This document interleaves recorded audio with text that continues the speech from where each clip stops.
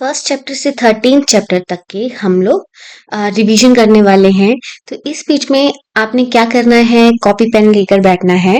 तो जो भी हम रिवाइज करेंगे, जो पॉइंट आपको लगता है कि ये वाला पॉइंट मेरा अभी थोड़ा वीक है, तो उसको आपने क्या करना है, उसको नोट डाउन करना है। और इस लेक्चर को देखने के बाद आपने दोबारा उस पॉइंट पे आना है और उसको याद करना है। ठीक है, तो अभी स्टार्ट करते हैं, ज्यादा टाइम वेस्ट नहीं करेंगे। वेदोत्पत्ति अध्याय से शुरू करते हैं। ठीक, फर्स्ट चैप्टर हमारा वेदोत्पत्ति अध्याय है। तो इसमें सबसे पहले हमारे पास एक तो हमारे शिष्यों का नाम बताया है। आचार्य सुश्रुत ने क्या कहा है, कौन कौन से शिष्य हैं, औपथेन, वैतरण, औरभ्र, पौष्कलावत, करवीर, गोपुरक्षित और सुश्रुत। ठीक, किसके शिष्य थे ये, धन्वंतरी जी के शिष्य थे। ठीक है, यहाँ पे प्रभृति शब्द आया है। प्रभृति शब्द से किसको लिया है, भोज, निमि, कांकायन, गार्ग्य, कालव। ठीक है, इन सबको यहाँ पे ग्रहण किया है प्रभृति शब्द से। ठीक है, उसके बाद आगे आते हैं, आगे क्या कहते हैं, आयुर्वेद किसका उपांग है, अथर्ववेद का उपांग है। ये आचार्य सुश्रुत जी ने कहा। चरक ने क्या कहा, चरक और हस्त आयुर्वेद में भी सिर्फ आयुर्वेद को अथर्ववेद का ही उपांग माना है। बट व्यासकृत, चरणव्यूह और शंकरोक्त किसका उपवेद मानते हैं, ऋग्वेद का उपवेद मानते हैं। ठीक है, तो ऑड वाला हमें याद कर लेना है। बाकी इन्होंने सारे यहाँ पे शल्य को सबसे पहले इन्होंने रखा है। ठीक है, अगत तंत्र भी इन्होंने अलग से दिया है। ठीक है, कल्प स्थान में सारा अगत के बारे में लिखा है। दलहन क्या कह रहे हैं, यहाँ पे डेफिनेशन कह रहे हैं शल्य की। क्या कह रहे हैं, अति प्रवृद्ध मल दोष जो व शरीरम स्थावर जंगमानम। अति प्रवृद्ध जो मल दोष है, ठीक है, वो क्या कर रहे हैं, यत किंचित आभात क्रम, जो शरीर में बाधा पहुंचा रहे हैं, तत् सर्वमेव प्रवदंती शल्यम, जो भी शरीर में बाधा पहुंचा रहे हैं वो सारे क्या हैं, शल्य हैं। ठीक है, शालाक्य का ना, शालाक्य की डेफिनेशन आई यहाँ पे, श्रवण, नयन, वदन, घ्राण आदि संशिता नाम, इन सब व्याधियों को, इन सब जगह की व्याधियों को हम देखते हैं। और क्या यूज करते हैं, शलाका यंत्र प्रणिधानम। ठीक है, शलाका यंत्र का यूज जहाँ पे बताया है, ठीक है, उसको क्या बोलते हैं, शलाक्य तंत्र बोलते हैं। शल्य तंत्र के लिए क्या कहा था, अंतर्गर्भ शल्योदरणार्थ, अंतर्गर्भ शल्योदरणार्थ भी टर्म आया था। काय चिकित्सा के लिए देखो क्या कह रहे हैं, सर्वांग संश्रित व्याधियां जो है इसमें ऐड की हैं। और व्याधियां कौन कौन सी, ज्वर, रक्त पित्त, शोष, उन्माद, अपस्मार, कुष्ठ, प्रमेह, अतिसार। ठीक है, ये सारी यहाँ पे बताई है। भूत विद्या का डिस्क्रिप्शन यहाँ आया है। यहाँ पे शांतिकरम, बलिहरण, ये सब इनके लिए, इसकी ट्रीटमेंट के लिए बताया है। कौमार भृत्य का डिस्क्रिप्शन करते हुए इन्होंने क्या कहा, कुमार भरण, धात्री क्षीर दोष संशोधनार, तो धात्री को भी इंक्लूड किया है। दुष्ट स्तन्य ये भी इंक्लूड किया है। ग्रह समुत्थानाश, ये सब व्याधियां कौमार भृत्य के अंदर आई हैं। अगर तंत्र में तो हमने पढ़ेंगे ही हम क्या क्या इसमें है। ठीक है, सर्प, कीट, लूता, ये सब है। विविध विष संयोग, इन सब का उपशमन के लिए अगत तंत्र दिया है। नेक्स्ट देखो, अच्छा, अष्टांग के दो अष्टांग संग्रह में दंष्टा चिकित्सा आया है। चरक ने विषकर वैरोधिक प्रशमन कहा है। ठीक, रसायन तंत्र की बात आई तो रसायन तंत्र किसके लिए यूज किया है, वय स्थापन के लिए। आयु, मेधा और बलकर है। और क्या है, रोग हरण, रोग अपहरणम समर्थ भी है। रोग अपहरण में भी समर्थ है कौन, ये रसायन तंत्र है। ठीक है, वय स्थापन, आयु, मेधा, बलकर और रोग हरण में भी समर्थ है रसायन तंत्र। उसके बाद वाजीकरण तंत्र की लास्ट में बात आती है। तो यहाँ पे ये वाला इंपॉर्टेंट है, अल्प, दुष्ट, क्षीण, विशुष्कृत, इसका क्या करेंगे, अल्प का अप्यायन, दुष्ट का प्रसादन, क्षीण का क्या करते हैं, उपचय करते हैं, और विशुष्क का क्या करते हैं, जनन करते हैं। ठीक है, विशुष्क जो सूख गया है उसको क्या करेंगे, जनन करेंगे। ठीक, दुष्ट है, ठीक है, जो खराब हो गया उसका क्या करेंगे, प्रसाद करेंगे, क्लीन करेंगे उसको। आयुर्वेद का प्रयोजन यहाँ पे आया है, क्या लिखा है, व्याधि उपसृष्टा नाम व्याधि परिमोक्ष स्वस्थ स्वस्थ रक्षणम च। ठीक है, व्याधि उपसृष्टा नाम व्याधि परिमोक्ष, जो सुश्रुत हैं वो क्या करते हैं, अपने प्रयोजन में व्याधियों की बात करते हैं। ठीक, नेक्स्ट हमारे पास क्या आया है, इसको स्किप करेंगे, आगे देखो क्या है। आयुर्वेद में सर्वश्रेष्ठ और आद्य अंग का प्रत्यक्ष, आगम, अनुमान, उपमान, इन 4 प्रमाणों से, ठीक है, उपदेश हम करेंगे। तो कौन कौन से प्रमाण माने, प्रत्यक्ष, आगम, अनुमान, औपमान। ठीक है, आप तो उपदेश को क्या कहा इन्होंने, औपमान कहा, सॉरी आगम, आगम कहा। आप तो उपदेश को क्या कहा, आगम क्या है, आप तो उपदेश है, और औपमान क्या है, युक्ति। ठीक है, आगे चलेंगे। आगे क्या लिखा है, क्यों ये जो शल्य तंत्र है वो श्रेष्ठ है, क्योंकि आशु क्रिया करना, जल्दी इसका क्रिया होती है, किससे किससे क्रिया करते हैं हम, यंत्र शस्त्र क्षार अग्नि प्रणिधान है इसमें, तो ठीक है, इनकी क्रिया कैसे रहती है, आशु रहती है। और सर्वतंत्र सामान्य जो सब तंत्र में दिया है वो भी इसमें ऐड किया है, ठीक है। तो 3 पॉइंट आ जाते हैं, आशु क्रिया करना, यंत्र शस्त्र क्षार अग्नि प्रणिधानात और सर्वतंत्र सामान्य। ये जो चीजें हैं बाकी तंत्रों में से शल्य तंत्र को अधिक श्रेष्ठ बनाती हैं, माननीय बनाती हैं। 27वें नंबर कोटेशन में देखो क्या लिखा है, शल्य तंत्र को क्या क्या कहते हैं, शाश्वत, पुण्य, स्वर्गीय, यशस्य, आयुष्य और वृत्तिकर कहते हैं, ठीक है, और वृत्तिकर कहते हैं। आगे क्या कह रहे हैं आचार्य सुश्रुत 30 नंबर कोटेशन में, पंच महाभूत शरीरी समवाय पुरुष उच्चते। पुरुष का डेफिनेशन यहाँ दे दिया, कौन है पुरुष, पंच महाभूत प्लस शरीरी का समवाय, आत्मा का समवाय जो है वो पुरुष है। लोक जो है 2 तरह के बताए हैं, कौन कौन से, स्थावर और जंगम, ठीक है। इसके अलावा भी 2 तरह के बताए हैं, अग्नि और सौम्य, ठीक है। उसके बाद क्या है, चतुर्विध भूत ग्राम की यहाँ पे बात की है, किसकी बात की है, चतुर्विध भूत ग्राम की बात की है। कौन कौन से हैं, स्वेदज, जरायुज, अंडज और औदभीज। स्वेदज, जरायुज, अंडज, औदभीज, इनको क्या कहते हैं, चतुर्विध भूत ग्राम कहते हैं। उसमें कौन प्रधान है, तत्पुरुष प्रधानम, ठीक है, तत्पुरुष प्रधानम। ये हमारी बात हो गई, 2 तरह के लोग बोल दिए, पुरुष की डेफिनेशन देख ली, ठीक है। दुख का संयोग, तद दुख संयोग को व्याधि उच्चते, दुख का संयोग क्या है, व्याधि है। अब ये व्याधियां कितने तरह की होती हैं, 4 तरह की होती हैं। ASMS याद कर लेंगे आप, ASMS आगंतुक शारीरिक मानसिक स्वाभाविक, ASMS आगंतुक शारीरिक मानसिक स्वाभाविक, ये हमारी व्याधियां क्या होगी, 4 हो गई, ठीक है। शारंगधर ने यहाँ पे अंतरा कहा है मानसिक व्याधियों को, ठीक है, अंतरा कहा है, जो अंदर हमारे मन में है वो अंतरा हो गई, ठीक। स्वाभाविक रोग क्या होते हैं, क्षुत पिपासा जरा मृत्यु निद्रा, ठीक है, क्षुत पिपासा जरा मृत्यु निद्रा, आगे वाले चैप्टर में भी हमने एक बार पढ़ा था स्वाभाविक रोगों में, वहां पे स्वभाव बल प्रवृत्त व्याधियों में, ठीक है। वैसे ही यहाँ पे आ गया, भूख प्यास वृद्धावस्था मृत्यु निद्रा, ये क्या है, स्वाभाविक व्याधियां हैं, 5 है इनकी। आचार्य चरक जो है 2 ही मानते हैं, ठीक, जरा और मृत्यु। नेक्स्ट देखो यहाँ पे क्या है, मन एते मन शरीर अधिष्ठान, जो रोग हैं, जो 4 प्रकार के रोग हैं ASMS वाले, आगंतुक शारीरिक मानसिक स्वाभाविक, उनका अधिष्ठान क्या है, शरीर और मन अधिष्ठान है, या तो मन में होंगे या तो शरीर में होंगे, ठीक है। उनका प्रतिकार कैसे करना है, निग्रह कैसे करना है, ठीक है, 4 तरह से ही निग्रह होगा। इसको इन चारों को क्या कहते हैं, निग्रह हेतु कहते हैं। कैसे करेंगे, या तो संशोधन करेंगे, पूरा हटा देंगे, उसको क्लीन करेंगे बॉडी को, या तो संशमन करेंगे, या तो आहार प्रॉपर देंगे, या तो विहार देंगे, ठीक है। हमारी यही 4 चीजें होती हैं, संशोधन, संशमन, आहार, विहार। आगे आएंगे, देखो क्या है, प्राणी नाम मूल पुनर्आहार, प्राणियों का मूल क्या है, आहार है, यहाँ का रेफरेंस है ये। बलवर्ण ओज के लिए रिस्पॉन्सिबल है, 6 रसों वाला होता है, ठीक है, द्रव्यों पर आश्रित है, द्रव्याणि पुनः औषधि, द्रव्यों से ही, द्रव्य क्या है, हमारी औषधियां हैं, वो कैसी हैं, 2 तरह की हैं, स्थावर और जंगम, ठीक, ये हमने देख लिया। अब इसके बारे में यहाँ पे स्थावर औषधियों के 4 भेद में इनका पूछा जाता है। अपुष्पा फलवंतो कौन है, वनस्पति है। पुष्प फलवंतो, पुष्प और फल जिसमें दोनों है, क्या है वो, वृक्ष है। आचार्य सुश्रुत ने क्या टर्म दी है, वृक्ष दी है। और आचार्य चरक क्या कहते हैं, वृक्ष को क्या कहते हैं, वनस्पति, वानस्पत्य, इस तरह से उन्होंने टर्म दिया है ना। प्रतानवती कौन सी है, स्तंभिनीय विरुद्ध है। फल पाक निष्ठा कौन है, फल पकने के बाद कौन जो मर जाती है वो क्या है, औषधि है, ठीक है। प्रतानवती स्तंभिनीय विरुद्ध है। नेक्स्ट देखो क्या है, जांगम में कौन आए, जरायु, जंडस, स्वेदज और द्विज, क्या बोल रहे थे हम इनको पीछे, चतुर्विध भूत ग्राम। जरायुज में देखो कौन है, जिसमें प्लेसेंटा होता है, पशु, मनुष्य, बैल आदि। और अंडज कौन है, खग, बर्ड्स हैं, सर्प है, सरीसृप जो है, ये सब यहाँ पे दिया है, ठीक। नेक्स्ट देखो क्या है, क्रीमी कीट पिपलिका, वो कैसे उगती हैं, वो स्वेदज हैं, ठीक है, वो स्वेदज हैं, गंदगी में उगेंगी। और इंद्रगोप, मंडूक, ये कैसे हैं, औदभीज हैं, वो जमीन से फटकर निकलते हैं, इंद्रगोप और मंडूक। नेक्स्ट देखो क्या क्या इसमें कौन सा पार्ट यूज करते हैं, ये बताया था। पार्थिव में देखो क्या क्या है, सुवर्ण, रजत, मणि, मुक्ता, मनशिला, ये सब इसमें आते हैं। मृत, कपाल आदि, ये क्या है, पार्थिव हैं।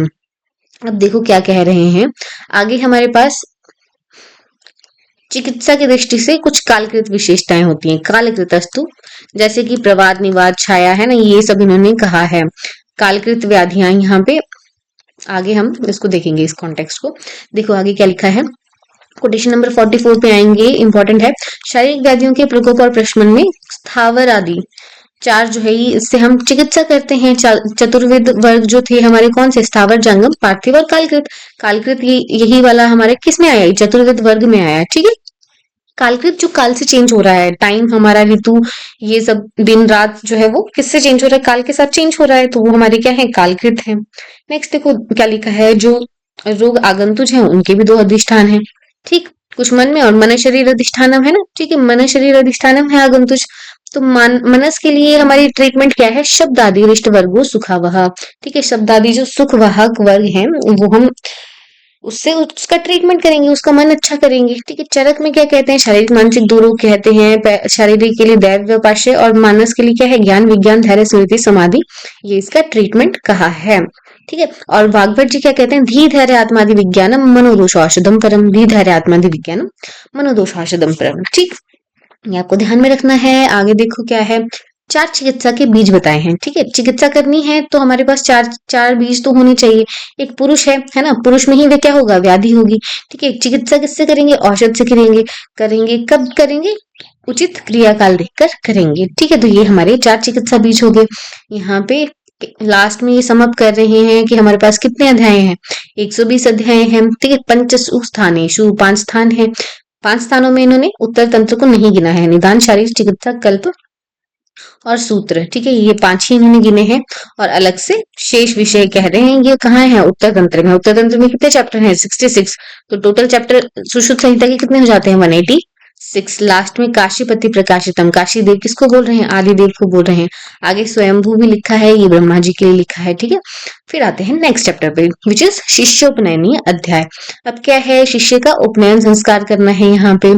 तो किस किस का उपनयन संस्कार करने के लिए कहा है, ब्राह्मण, क्षत्रिय और वैश्य। ठीक है, इनका उपनयन संस्कार करने के लिए कहा है। क्या होना चाहिए उसमें, मेधा, धृति, स्मृति, मति, ये सब उसमें होना चाहिए। ठीक है, दिमाग उसमें होना चाहिए, तभी उसका संस्कार करेंगे। मेधा क्या है, धारणवती बुद्धि है, और धृति क्या है, नियमात्मिका, क्या करना है क्या नहीं करना है, सही गलत जो बताती है वो धृति है।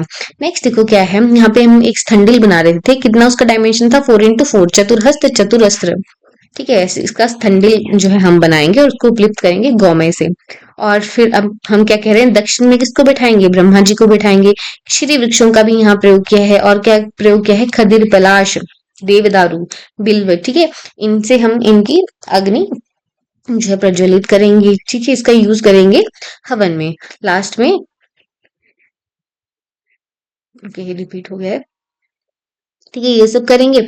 उसके बाद क्या कह रहे हैं, ब्राह्मण तीनों वर्णों के लड़कों का उपनयन कर सकता है। ठीक है, क्षत्रिय जो है 2 वर्ण के लड़कों का उपनयन करेगा। वैश्य जो है केवल वैश्य का उपनयन करेगा। शूद्र भी अगर उत्तम कुल का है, अच्छे गुण का है, तो वैदिक मंत्र जो है उसको छोड़कर उपनयन संस्कार कर सकते हैं। ठीक है, उपनयन संस्कार के बिना का अध्यापन वो कर सकते हैं। तो क्या हुआ, ब्राह्मण 3 का कर रहा है, क्षत्रिय 2 का, वैश्य केवल वैश्य का, और शूद्र जो है बिना उपनयन संस्कार के अध्यापन कर सकता है। ठीक है, यहाँ पे एक टर्म आती है नीच नखरोमना। जो स्टूडेंट है उसको कैसे रहना है, नाखून कटे हुए होने चाहिए, और कषाय वास्ता, उसको कषाय वस्त्र यानी कि व्हाइट क्लोथ्स पहनने हैं। ठीक है, आगे आएंगे, आगे क्या कह रहे हैं, ब्राह्मण, गुरु, दरिद्र, मित्र, सन्यासी, नम्रता पूर्वक आए हुए ऐसे लोग जो हैं उनको उनकी ट्रीटमेंट अपनी औषधियों से करनी है। कैसे करनी है, आत्म बंधव। ठीक है, अपने बंधु की तरह करनी है। और बाकी जो है ये व्याध, शकुनी, पतित, पापकारी, इनकी चिकित्सा नहीं करनी है। कब कब नहीं पढ़ना है उसके बारे में बताया है, कृष्ण अष्टमी। ठीक है, इन सब में नहीं पढ़ना है। कृष्ण पक्ष की अष्टमी, कृष्ण पक्ष की पूर्णिमा, और फिर क्या, कृष्ण पक्ष की अष्टमी और सप्तमी के 2 दिन। ठीक है, 8th पे नहीं पढ़ना है, 7th पे नहीं पढ़ना है, अमावस्या पे नहीं पढ़ना है। ठीक है, अमावस्या आ गई, चतुर्दशी आ गई, और कब नहीं पढ़ना है, 14th डे पे नहीं पढ़ना है। वैसे ही शुक्ल पक्ष का भी सेम रहेगा। ठीक है, वहां पे अमावस्या की जगह पूर्णिमा आ जाएगी। और क्या, सूर्योदय, सूर्यास्त पे, अकाल पे, शमशान पे, ये सब जो कंडीशन है बुरी बुरी सी, वहां पे नहीं पढ़ना है। ठीक है, चमक बिजली चमक रही हो तो बहुत ज्यादा याद करने का इसमें नहीं है। नेक्स्ट चैप्टर पे आते हैं, अध्ययन संप्रदानीय अध्याय। ठीक है, अब हमने देखना है कितने कितने चैप्टर्स जो है संहिता में हैं। तो 120 अध्याय टोटल है, 5 स्थानों में हमने डिवाइड किया था। कौन कौन से में कितने चैप्टर हैं, सूत्र स्थान में 46 चैप्टर पढ़ेंगे, निदान स्थान में 16 देखेंगे, शारीर स्थान में 10 चैप्टर हैं, चिकित्सा में कितने हैं, 40 चैप्टर हैं, कल्प स्थान में 8 चैप्टर हैं, और उत्तर तंत्र में कितने हैं, 66 चैप्टर हैं। तो ये हमारा शुरू किससे हुआ, चैप्टर वेदोत्पत्ति से हुआ। ठीक है, हमारी ये अग्निक्रम, क्षार क्रम, जलौका कब आ रहे हैं? क्षार से शुरू हो रहा है, क्षार से अग्निक्रम, फिर जलौका क्रम, ठीक है, 11वां 12वां 13वां, ठीक है, क्षार अग्नि जलौका, क्षार अग्नि जलौका, ठीक। 10th चैप्टर हमारा विशिखानुप्रवेशीय, उसके बाद हमारा 14 चैप्टर क्या है, शोणित वर्णनीय है। तो इस तरह से आपको थोड़ा थोड़ा इसको एक बार रीड करना है, ठीक। लास्ट में देखो क्या लिखा है, क्यों इस सूत्र स्थान दिया है, सूचनात् सूत्रणात् चैव सवनाचार्थ संतते, ठीक। तो और इसमें टोटल कितने चैप्टर हैं, 46 हैं। तो आयुर्वेद का सूचन करने के लिए, अर्थों को योग्य स्थान पर रखने के लिए ये सूत्र स्थान बोला गया है। फिर आता है हमारा निदान स्थान। निदान स्थान का पहला चैप्टर है वात व्याधि, और इसमें क्या दिया है, मुख रोग दिया है, भग्न दिया है, शुद्ध रोग शुभ दोष दिए हैं, ठीक है, भग्न दिया है, मुख रोग दिया है, ध्यान में रखना है। फर्स्ट चैप्टर क्या है, वात व्याधि है, ठीक है। टोटल चैप्टर कितने हैं, 16 चैप्टर हैं। क्यों इसका निर्देश किया है, हेतु लक्षण निर्देश में किया है, हेतु और रोगों के जो लक्षण हैं वो इसमें बताए हैं। नेक्स्ट चैप्टर हमारा आ जाता है, नेक्स्ट हमारा स्थान आता है शारीर स्थान। शारीर स्थान में पहला चैप्टर है हमारा सर्वभूत चिंता शारीर, सर्वभूत चिंता शारीर। दूसरा हमारा शुक्र शून्य शुद्धि के बारे में दिया है। तीसरा हमारा क्या है, गर्भावक्रांति, फिर गर्भ व्याकरण है। पांचवें में हमारी सारी संख्या दी है, शरीर संख्या, ठीक है। छठा हमारा कौन सा है, प्रत्येक मर्म निर्देशीय अध्याय है। फिर स्थिरा के बारे में 2 चैप्टर हैं। फिर धमनी वाला चैप्टर जो है वो 9th चैप्टर है, रेफरेंस यहाँ से पूछा जाता है। गर्भिणी व्याकरण हमारा 10th चैप्टर है, ठीक। फिर क्या कहते हैं, वैद्य तथा योगियों के शरीर ज्ञान सम्यक हो जाए, इसलिए इस स्थान को कहा है विज्ञानार्थम शरीरस्य भिषजाम योगी नामपि, ठीक। फिर आगे आते हैं, हमारा चिकित्सा स्थान के बारे में बात करते हैं। सबसे पहला जो चैप्टर आता है वो है द्विव्रणीय अध्याय। इसमें षष्ठी उपक्रम दिया है, फिर व्रण के बारे में आता है, सद्देव व्रण के बारे में, भग्न के बारे में, वात व्याधि के बारे में, ये सब इंक्लूड किया है। इसके साथ ही इसमें क्या है, इसमें रसायन और वाजीकरण भी है, ठीक है, रसायन और वाजीकरण वाले चैप्टर भी हैं इसमें। और क्या है इसमें, इसमें जो हमारा सिद्धि स्थान वाला पार्ट है, यानी कि पंचकर्म वाला पार्ट है, वो भी इसमें इंक्लूड हो गया है, किसमें, चिकित्सा स्थान में। और इसके लिए क्या कहते हैं, इसके लिए पर्याय है प्रायश्चितम प्रशमनम चिकित्सा शांतिकरम च, ठीक है, ये इसके पर्याय हैं। चिकित्सा स्थान के पर्याय क्या क्या है, प्रायश्चित, प्रशमन, चिकित्सा, शांतिकरम, ये सब इसके पर्याय हैं चिकित्सा स्थान के। उसके बाद आता है हमारा कल्प स्थान, जो लास्ट है हमारा 5वां स्थान, कल्प स्थान। अन्नपान रक्षा विज्ञानी से शुरू होता है, और लास्ट हमारा क्या है, कीट कल्प है, कीटों के बारे में वहां बताया है। 8 चैप्टर इसमें टोटल है, ठीक है। दुंदुभि स्वनीय करके भी चैप्टर इसमें है। उसके बाद हमारे पास आता है उत्तर तंत्र, ठीक है। उत्तर तंत्र बोलते हैं, क्यों उत्तर तंत्र दिया है तो वहां पे क्या है, उसको औपद्रविक भी कहते हैं। पहला चैप्टर जो है हमारा औपद्रविक है। एक तो क्या कह रहे हैं, ये 120 अध्याय के बाद ही लिखा है। इसमें क्या है, ज्वर आदि सारे उपद्रवों का विचार किया है, इसलिए ये तंत्र बनाया है, ठीक है। और पहला अध्याय क्या है, औपद्रविक है, ठीक है, उपद्रवों का विचार कर रहे हैं, इसलिए औपद्रविक इसका नाम है। फर्स्ट चैप्टर में तो उपद्रव नहीं बताए हैं, बट उसका नाम क्या है, औपद्रविक लिखा है। और उसके बाद देखो कौमार भृत्य वाला पार्ट आता है इसमें, नवग्रह आकृति से लेके योनि व्यापद तक, योनि व्यापद प्रतिषेध तक इसमें दिया हुआ है। आगे हमारी डिजीज वाला पार्ट आता है, ठीक। उसके बाद जो हमारा 60, 61, 62 चैप्टर हैं वो कैसे हैं, भूत विद्या के हैं। कौन कौन से हैं, अमानुष उपसर्ग प्रतिषेध, अपस्मार प्रतिषेध और उन्माद प्रतिषेध अध्याय जो है इसमें दिए हैं भूत विद्या के अंदर, 60, 61 और 62, 60, 61, 62। अमानुष उपसर्ग प्रतिषेध, अपस्मार और उन्माद, ठीक है, ये चैप्टर इसमें आते हैं भूत विद्या के अंदर। लास्ट में जो हमारे है 4 अध्याय जो उत्तर तंत्र के, भूषण भूत कहें, क्या कहें हैं, भूषण भूत कहें हैं, इंपॉर्टेंट है, ठीक है। ये क्या है, RSTD से याद रखेंगे, रसभेद विकल्प, स्वस्थवृत्त और तंत्रयुक्ति दोषभेद विकल्प, ठीक है। RSTD, रसभेद विकल्प, स्वस्थवृत्त, तंत्रयुक्ति, दोषभेद विकल्प, ये क्या है हमारे, ये भूषण भूत हैं, ठीक है, भूषण भूत चैप्टर हैं ये, तंत्र भूषण इनको कहा गया है, ठीक है। आगे क्या कह रहे हैं, महर्षि ने इसको क्या कहा है, श्रेष्ठत्वाद उत्तरम, उत्तर है, श्रेष्ठ तंत्र कहा है। क्यों, क्योंकि इसमें क्या है, शलाक्यादि तंत्र का अर्थ का संग्रहण किया है, और उसके अलावा क्या है, लास्ट में है, इसलिए भी उत्तर तंत्र बोला है, ठीक है। तो अलग अलग जो है उत्तर तंत्र क्यों बोला है, वो बातें इसकी अलग अलग लिखी हुई हैं। एक तो लास्ट में है, दूसरा शलाक्यादि तंत्र जो है इसमें दिए हैं। नेक्स्ट देखो क्या है, अभी ये बता रहे हैं कौन कौन सा जो पार्ट है वो कहाँ कहाँ दिया है। शलाक्य तंत्र, कौमार विद्या, काय चिकित्सा, भूत विद्या, ये कहाँ मिलेंगे हमें, उत्तर तंत्र में मिलेंगे। वाजीकरण रसायन कहाँ मिलेगा हमें, चिकित्सा स्थान में मिलेगा। कल्प स्थान में क्या मिलता है हमें, विष तंत्र मिलता है। शल्य शास्त्र जो है वो सारी जगह ही मिलेगा हमें, पूरे तंत्र में मिलेगा। आगे क्या कह रहे हैं, यहाँ पे एक रेफरेंस आता है अर्ध वेद धरा वेता वे एक पक्षी वे बुद्धुजो, ठीक है, कि अगर आपने प्रॉपर ज्ञान नहीं प्राप्त किया है, ठीक है, तो क्या है शास्त्र में निपुण कैसा एक पंख धारण करने वाले पक्षी की तरह आधे वेद का ज्ञान जानने वाले समय पर अपना कार्य वो प्रॉपर नहीं कर पाएगा, ठीक है। तो हमें कैसा रहना है, हमें प्रॉपर ज्ञान प्राप्त करना है, ठीक, पूरा शास्त्र जो है वो पढ़ना है। नेक्स्ट देखो 51 कोटेशन पे क्या है, औषधि अमृत कल्पास्तु, औषधि जो है वो अमृत के समान है अगर प्रॉपर यूज किया तो, अगर प्रॉपर नहीं यूज किया तो कैसी है, शस्त्र शनि विषोपमम है, ठीक, मूर्ख वैद्यों ने अगर यूज किया तो कैसी होगी, शस्त्र विष और शनि के बराबर होगी, ठीक है। नेक्स्ट देखो ये क्या कह रहे हैं, कुवैद्य कैसे पैदा होते हैं, नृप दोष के कारण होते हैं, राजा के दोष की वजह से कुवैद्य पैदा होते हैं। नेक्स्ट देखो आगे क्या है 43 नंबर कोटेशन में, आहवे कर्म निर्वोधूम द्विचक्रम सिंधनो यथा, ये क्या कह रहा है, शास्त्र को क्या है हमने प्रत्यक्ष ज्ञान किया प्रॉपर, ठीक है, और उसको वैद्य शास्त्र को पढ़ा, ठीक है, तब जो है हमारा चिकित्सा प्रॉपर होगी, नहीं तो क्या होगा, जैसे दो पहियों वाला नहीं तो क्या होगा, प्रॉपर हमारा ट्रीटमेंट नहीं कर पाएंगे। तो अगर ये दोनों चीजें हमने की है तो दो पहियों वाला रथ जैसे युद्ध में प्रॉपर काम करता है, वैसे ही हमारा दोनों चीजें शास्त्र भी पढ़ लिया और काम भी कर लिया, कर्म निपुण भी हो गए, तो वैसे हम रहेंगे। नेक्स्ट देखो क्या है, क्या कह रहे हैं, अब स्टूडेंट में क्या क्या होना चाहिए, वाक सौष्ठव होना चाहिए, अर्थ विज्ञान उसको अर्थों को समझने वाला होना चाहिए, प्रागल्भ कर्म निपुण है, ठीक है, कर्म में निपुण होना चाहिए, और क्या क्रॉस रेफरेंस चेक करने वाला होना चाहिए वो, तद अभ्यासी अभ्यास करने वाला होना चाहिए, च सिद्धो यत एता ध्यान अंतगा, ठीक है, ऐसे जो है वो स्टूडेंट को हमेशा प्रयत्न रहना चाहिए, जानने का इच्छुक होना चाहिए, ठीक, तो ये सब एक स्टूडेंट के गुण बोले। नेक्स्ट आता है हमारा प्रभाषणी अध्याय, इसमें क्या है इंपॉर्टेंट रेफरेंस है, पहला रेफरेंस तो ये है यथा कर चंदन भारवाही भारत से वेतन तो चंदन से, ठीक है, एवं ही शास्त्राणी बहुनिधित चरथे से मूढ़ा खरवद वदंती, तो गधे वाला रेफरेंस है, आप सबको पता है कि गधे की तरह बाहर नहीं ढूंढना है, उसके अर्थों को भी समझना है।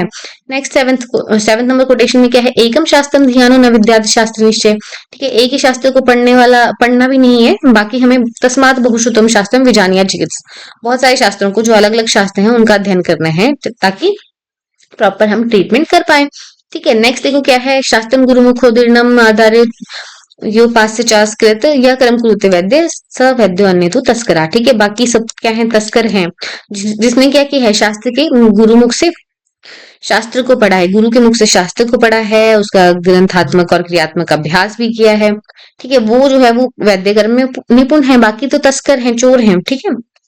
नेक्स्ट देखो क्या है, यहाँ पे शल्य तंत्र के मूल कहे हैं, शल्य तंत्रणाम मूलान्येतानि, कौन है मूल, शल्य तंत्र के मूल कौन है, औपधिनव औरभ्र सौश्रुत पौष्कलावत, ठीक है, औपधिनव औरभ्र सौश्रुत पौष्कलावत, ठीक है, इसको कैसे भी याद कर सकते हैं आप, उप्स करके भी याद कर सकते हो, औपधिनव औरभ्र पौष्कलावत सौश्रुत, ठीक है, जैसे आपको इजी रहेगा वैसे याद कर लो। नेक्स्ट चैप्टर हमारा आता है अग्रोपहरणीय अध्याय, अग्रोपहरणीय अध्याय में सबसे पहले क्या पता है, त्रिविध कर्म जो है यहाँ पे भी हम कर रहे हैं, पूर्व कर्म प्रधान कर्म पश्चात कर्म, बट यहाँ का पूर्व कर्म क्या है, लंघन आदि विवेकांत, जो स्नेहन आदि कर्म भी है वो भी इसी के अंडर पूर्व कर्म में आएगा। प्रधान कर्म हमारा क्या हो जाएगा, क्योंकि शल्य शास्त्र है तो यहाँ पे शल्य कर्म हमारा प्रधान कर्म हो जाएगा, पाटन रोपण, ठीक है, और पश्चात कर्म में क्या रहेगा हमारा बल वर्णाग्नि कार्यांतु पश्चात कर्म, अब हम बल को वर्ण को अग्नि को बढ़ाएंगे, वो हमारा सारा पश्चात कर्म में आता है, ठीक है।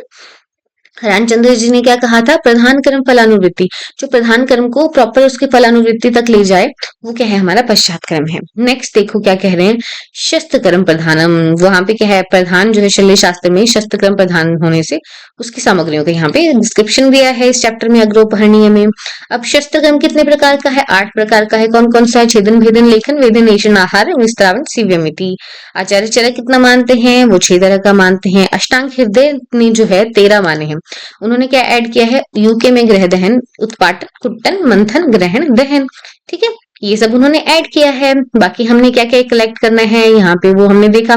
और स्निग्धा स्थिरा बलवान हमारा क्या होना चाहिए, ये भृत्य होना चाहिए, ठीक है। अब देखो क्या खिलाना है शस्त्रकर्म से पहले, लघु भुक्त वंतम, ठीक है, लघु अन्न खिलाना है, किस डायरेक्शन में बिठाना है आतुर को, प्रांग मुख, ठीक है, प्रांगमुख बैठाना है, पूर्व अभिमुख होकर बैठाना है ताकि उस पे लाइट पड़े। और वैद्य कैसे बैठेगा, प्रत्यंगमुख, पश्चिम की तरफ बैठेगा। शस्त्र को कैसे चलाते हैं, अनुलोम चलाते हैं। प्रतिलोम हम क्या चलाते हैं, आगे देखेंगे। ठीक है, अब कितना हमें जो है वो घाव बनाना है, द्वयांगुलांतर, त्रयांगुलांतर और शस्त्र पदम उक्ता। ठीक है, 2 या 3 अंगुल तक लंबा हमें जो है घाव करना है। नेक्स्ट देखो हमारे व्रण के गुण क्या हैं, तत्राय तो विशालश्च समसु विभक्तो निराश्रय व्रण गुणा। ठीक है, तो हमारे कितने गुण हैं, 5 हैं। आयत है, विशाल है, सम है, सुविभक्त है और निराश्रय है। ठीक, नेक्स्ट जो है हमारे व्रण कर्म के लिए जो शस्त्र है, व्रण कर्म के लिए जो शस्त्र हमारा व्रण के गुण है वो यहाँ पे बताए हैं। क्या है, आयत, विशाल, सुविभक्त, निराश्रय, प्राप्त कालकृत। ये भी 5 हैं। यहाँ पे सम को किससे रिप्लेस किया है, प्राप्त कालकृत से, है ना। सही टाइम पे हमने कट लगाया है। ठीक है, पस अगर बन गया है उस टाइम पे हमें उसको ड्रेन करना है, तब हमने कट लगाया है, पक गया है हमारा शो, तो वो प्राप्त कालकृत हुआ। ठीक है, ये एग्जाम्पल के लिए बताया आपको। अब आगे क्या है, शस्त्र कर्म वाले वैद्य के कितने गुण हैं, 6 गुण हैं। क्या क्या, शौर्य, आशु क्रिया करने वाला होना चाहिए, शौर्य शूरवीर होना चाहिए, है ना, आशु क्रिया करने वाला होना चाहिए। शस्त्र उसके कैसे होने चाहिए, तीक्ष्ण होने चाहिए। अस्वेद, स्वेद नहीं आना चाहिए उसको, अविप्थु, काम पे नाम, और असम्मोह, चक्कर खा के न गिर जाए। ये हमारा कौन है, वैद्य, शस्त्र कर्म करने वाला वैद्य है। नेक्स्ट देखो क्या कह रहे हैं, रेफरेंस है इंपॉर्टेंट है। यतो यतो गति विद्यात संगु यत्र च तत्र तत्र व्रणम कुर्यात् यथा दोषम न तिष्ठति। जहां जहां आपको दोष की गति या पुए की गति दिखेगी, वहां वहां आप क्या करेंगे, व्रण करेंगे। ठीक है, वहां वहां कट लगाएंगे ताकि दोष जो है वहां पे न ठहरे। नेक्स्ट देखो, तिर्यक छेदन कहाँ करना है, चंद्रमंडल छेदन कहाँ करना है, अर्ध चंद्राकृति छेदन कहाँ करना है। ये हमने रील में भी देखा है ना, रील में किया था हमने कवर, ये आपने उसको बार बार देखना है। क्या लिखा है, भ्रू गंड शंख ललाट अक्षिपुट दंत वेष्ट कक्षा कुक्षी वंक्षण में हमने कैसा करना है, तिर्यक छेदन करना है। हम इसको याद नहीं करेंगे, हम याद करेंगे ये वाला चंद्रमंडल अवच्छेदन पाणिपादेशु का है, तो हाथ पांव पे कैसा है, चंद्रमंडल अवच्छेदन है। और अर्धचंद्राकृति वाला कहाँ है, गुदे मेढरे जो बुद्धिमान। ठीक है, गुदा और मेढर में अर्धचंद्राकृति वाले, तो ये वाला हमने याद कर लिया, ये वाला हमारा खुद निकल जाएगा, बाकी सब जगह तिर्यक करना है। ठीक, तो चंद्रमंडल अवच्छेदन पाणिपाद में और अर्धचंद्राकृति गुदा और मेढर में। आगे देखो, अगर ऐसा नहीं किया तो क्या होगा, सिरा स्नायु छेदन हो जाएगा, अतिमात्रा में वेदना होगी, चिराद व्रण संरोति, व्रण जो है वो बहुत टाइम लगेगा भरने के लिए, और मांसकंदी प्रादुर्भाव, मांसकंदी जो है वो वहां पे उत्पन्न हो जाएगी, मांस की गांठें उत्पन्न हो जाएंगी। अब यहाँ क्या कहा है, अभुक्तवत जो हमें कर्म करने हैं वो कौन से हैं, मूढ़गर्भ, उदर, अर्श, अश्मरी, भगंदर, मुख रोग। ठीक है, मूढ़गर्भ, उदर, अर्श, अश्मरी, भगंदर, मुख रोग, ये हमारे कौन से डिजीजेस हैं जहां पे हमें बिना खिलाए जो है उसका शस्त्र कर्म करना है। ठीक है, अब इसके बाद ये सिंपल वो बात करेंगे कि ड्रेसिंग कैसे करनी है, प्रक्षालन करो कषाय से, उसके बाद प्रोत से उसको क्लीन करो, तिलकल्क मधुसर्पी जो है वो उसको रखो, वर्ती रखो, कैसी होनी चाहिए वर्ती, नाती स्निग्ध होनी चाहिए, नाती रुक्ष होनी चाहिए। ठीक है, कल्क से आच्छादित करके कबलिका वहां रखो, फिर पटबंधन बांध दो उसको। ठीक है, फिर क्या करना है, रक्षा धूपन कर्म, ये सब करना है वेद धारण के लिए। ठीक है, नेक्स्ट जो है क्या कह रहे हैं, धूपन कर्म के लिए क्या क्या यूज किया इन्होंने, गुग्गुल, अगरू, सर्जरस, वचा, गौर सर्षप का स्पेसिफिक मेंशन आया है, लवण, नींब पत्र जो है ये यूज किया है। ठीक है, गुग्गू, अगरू, सर्जरस, वचा, ठीक है, ये सब कैसे हैं, ये चारों चीजें खुशबू वाली हैं। ठीक, याद रहेगा। गौर सर्षप एक आपको ध्यान में रखना है, लवण जो है हम यूज करते हैं, और नींबू पत्र तो है ही हमारा एंटीबैक्टीरियल, एंटी फंगल। ठीक है, आज शेषण इसको और घृत के लिए कहा है। ठीक, आगे आ जाओ, आगे अब क्या है, यहाँ पे कुछ चीजें आई हैं कि अग्नि तेरी जीवा की रक्षा करे, वायु प्राणों की रक्षा करे, सोम व्यान वायु की रक्षा करे, और पर्जन्य वृष्टिमान मेघ जो है वो किसकी रक्षा करे, अपान वायु की रक्षा करे। अब जो हमने पट्टी बांध दी है वो खोलनी कब है, तीसरे दिन पर व्रणबंध की पट्टी खोलनी है। और कैसे करना है, उसको फिर से क्लीन करना है, पहले पूर्वानुसार कषाय से धोकर पट्टी फिर से बांध दो। ठीक है, दूसरे दिन पट्टी नहीं खोलनी है, अगर दूसरे दिन पट्टी खोली तो क्या होगा, उसमें गांठें पड़ जाएंगी और वो प्रॉपरली क्या होगा, रोहित नहीं होगा, और पेन भी उसमें ज्यादा रहेगी। क्या लिखा है, विग्रथी तो व्रणा चिरात सहन होती और तीव्र रुजा होगी। नेक्स्ट देखो आगे क्या कह रहे हैं, अब इसको व्रणी को क्या क्या नहीं करना है, अजीर्ण नहीं करना है, व्यायाम नहीं करना है, स्त्री संभोग, हर्ष, क्रोध, भय, इन सबको उसने त्याग देना है। आगे चलेंगे, देखो क्या लिखा है, शुद्ध व्रण क्या क्या है, ये हम अगले वाले चैप्टर में पढ़ेंगे। ठीक है, इसको हम स्किप करेंगे, आगे आओ। अब क्या कह रहे हैं, जो हमारी हेमंत शिशिर वसंत वाली ऋतु है उसमें तीसरे दिन पे पट्टी खोलनी है। तो ये ऋतुएं कैसी हैं, सौम्य ऋतु हैं, ठीक है, सौम्य ऋतु है, उसमें तीसरे दिन पे पट्टी खोलनी है। बट हमारी जो शरद ग्रीष्म और वर्षा वाली है, जिसमें हीट जो है ज्यादा रहती है, क्लेद ज्यादा रहता है वर्षा में, है ना, उसमें क्या करना है, दूसरे दिन पे पट्टी खोल लेनी है, ठीक है। तो ये आपको ध्यान में रखना है। हेमंत शिशिर वर्षा में क्या है, ये हमारी ठंडी वाली ऋतु है, तो तीसरे दिन पे पट्टी खोलनी है। आगे क्या कह रहे हैं, अच्छा इसके रेफरेंस में देखो, विमर्श में पैतृक वर्ण है और ऋतु शरद हो या ग्रीष्म हो, अगर पित्तज वर्ण है तो सुबह शाम 2 बार पट्टी खोलनी है। ये हमारा आगे कहीं पे आएगा, ठीक है, चिकित्सा स्थान में, या फिर हम, हाँ, चिकित्सा स्थान में हम इसको देखेंगे। नेक्स्ट देखो, यहाँ पे इंपॉर्टेंट रेफरेंस है इमरजेंसी ट्रीटमेंट का, ठीक है, इमरजेंसी ट्रीटमेंट का। अतिपातेषु रोगेषु नैच्छेद विधिमं प्रदीप्तागारवत् शीघ्रम तत्र कुर्यात् प्रतिक्रिया, ठीक है। अतिपातित रोग है, एकदम से ब्लीडिंग हो रहा है, कट हो गया है, अभी उसके प्राण जाने का डर है, तो ठीक है, इसमें ज्यादा इसने नियमों का पालन नहीं करना है। एकदम कैसे ट्रीटमेंट करनी है, प्रदीप्तागारवत्, जैसे जलता हुआ मकान है उसमें जो हम शीघ्र प्रतिक्रिया करते हैं, वैसे ही इसमें हमें ट्रीटमेंट करना है, ठीक। आगे क्या कह रहे हैं, अब जो हमने क्या किया, शस्त्र कर्म इस पूरे चैप्टर में किया है, तो यहाँ पे वेदना जो शस्त्र निपातज है वो कैसी है, तीव्र है, उसको हमने शांति कैसे करनी है, घृतेन से शांति मुपैती, घृत यूज करना है। सिक्ता कोशनेन, कैसा, कोष्ण घृत, किसके साथ मिलाकर, यष्टि मधुकान्विता, यष्टि मधु के साथ मिलाकर, मुलेठी के साथ मिलाकर जो कोष्ण घृत है उसका सेचन करना है हमें, इस पेन को, शस्त्र निपातज पेन को शांत करने के लिए, ठीक। ये चैप्टर इंपॉर्टेंट था, ये हमारा खत्म होता है। नेक्स्ट हम एंटर करते हैं ऋतुचर्या अध्याय में, 6 चैप्टर में। आगे क्या कहते हैं, कालो ही नाम भगवान, भगवान काल को ही क्या कह रहे हैं, भगवान कह रहे हैं, स्वयंभू है, अनादि है वो, ठीक है। ये सब पर्याय किसके आगे, काल के आगे, भगवान, स्वयंभू, अनादि, ठीक है। स सूक्ष्म कला न लियते इति कालम, जो एक छोटी सी कला के लिए भी नहीं रुक रहा है, वो क्या है, काल है, चलता जा रहा है, काल है ना, हर एक सेकंड जो वो निकल रहा है, रुक रहा है क्या, वो नहीं रुक रहा है, तो स सूक्ष्म कला न लियते इति काल, वो क्या है, काल है। भगवान आदित्य गति विशेषण, आदित्य की गति यानी कि सूर्य की गति पे जो है वो काल डिपेंड करता है। अब ये निमेश, काष्ठा, कला, मुहूर्त, ये सब इसको लेकर हम टोटल इनको देखेंगे। तो लघु अक्षर उच्चारण मात्र जो है वो क्या है, अक्षि निमेश, हमारा पलक झपकाना है। पंचदश 15 अक्षि निमेश क्या है, एक काष्ठा है। 30 काष्ठा क्या है, एक कला है। विंशति कला और मुहूर्त कला दश भागा, ठीक है। विंशति कला प्लस कला दश भागा क्या है, ये एक मुहूर्त बनाते हैं। 30 मुहूर्त, 3 मुहूर्त अहोरात्र बनाते हैं, ठीक है। पंचदश अहोरात्र, 15 अहोरात्र के क्या बनाते हैं, एक पक्ष बनाते हैं। अहोरात्र मतलब 15 दिन रात, एक पक्ष बनाते हैं। 30 मुहूर्त क्या बना रहे हैं, एक अहोरात्र, एक दिन रात बना रहे हैं, ठीक है, एक कंप्लीट डे एंड नाइट, ठीक है, डे नाइट 30 मुहूर्त बना रहे हैं, ठीक। अब ये भी 2 तरह का होता है पक्ष, शुक्ल पक्ष, कृष्ण पक्ष, ठीक है, जो कि एक मास के अंदर आता है, शुक्ल पक्ष और कृष्ण पक्ष, ठीक है, ये भी 2 तरह का होता है। आगे क्या कह रहे हैं, माघ आदि दश मासा, ठीक है, द्वादश मासा, माघ आदि कितने होते हैं, 12 मास होते हैं, वो क्या कंस्टिट्यूट करते हैं, एक संवत्सर बनाते हैं, ठीक है। जो कृष्ण और शुक्ल पक्ष है वो मिलके क्या बना रहे हैं, एक मास बना रहे हैं, ठीक।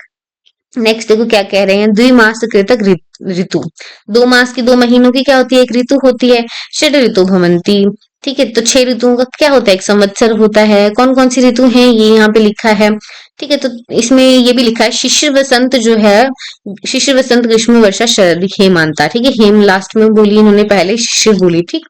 तेषाम तप तपस्य जो है शिशिर में, शिशिर ऋतु को कंस्टिट्यूट करता है। ये मंथ के नाम इन्होंने बताए हैं और ऋतु बताई है।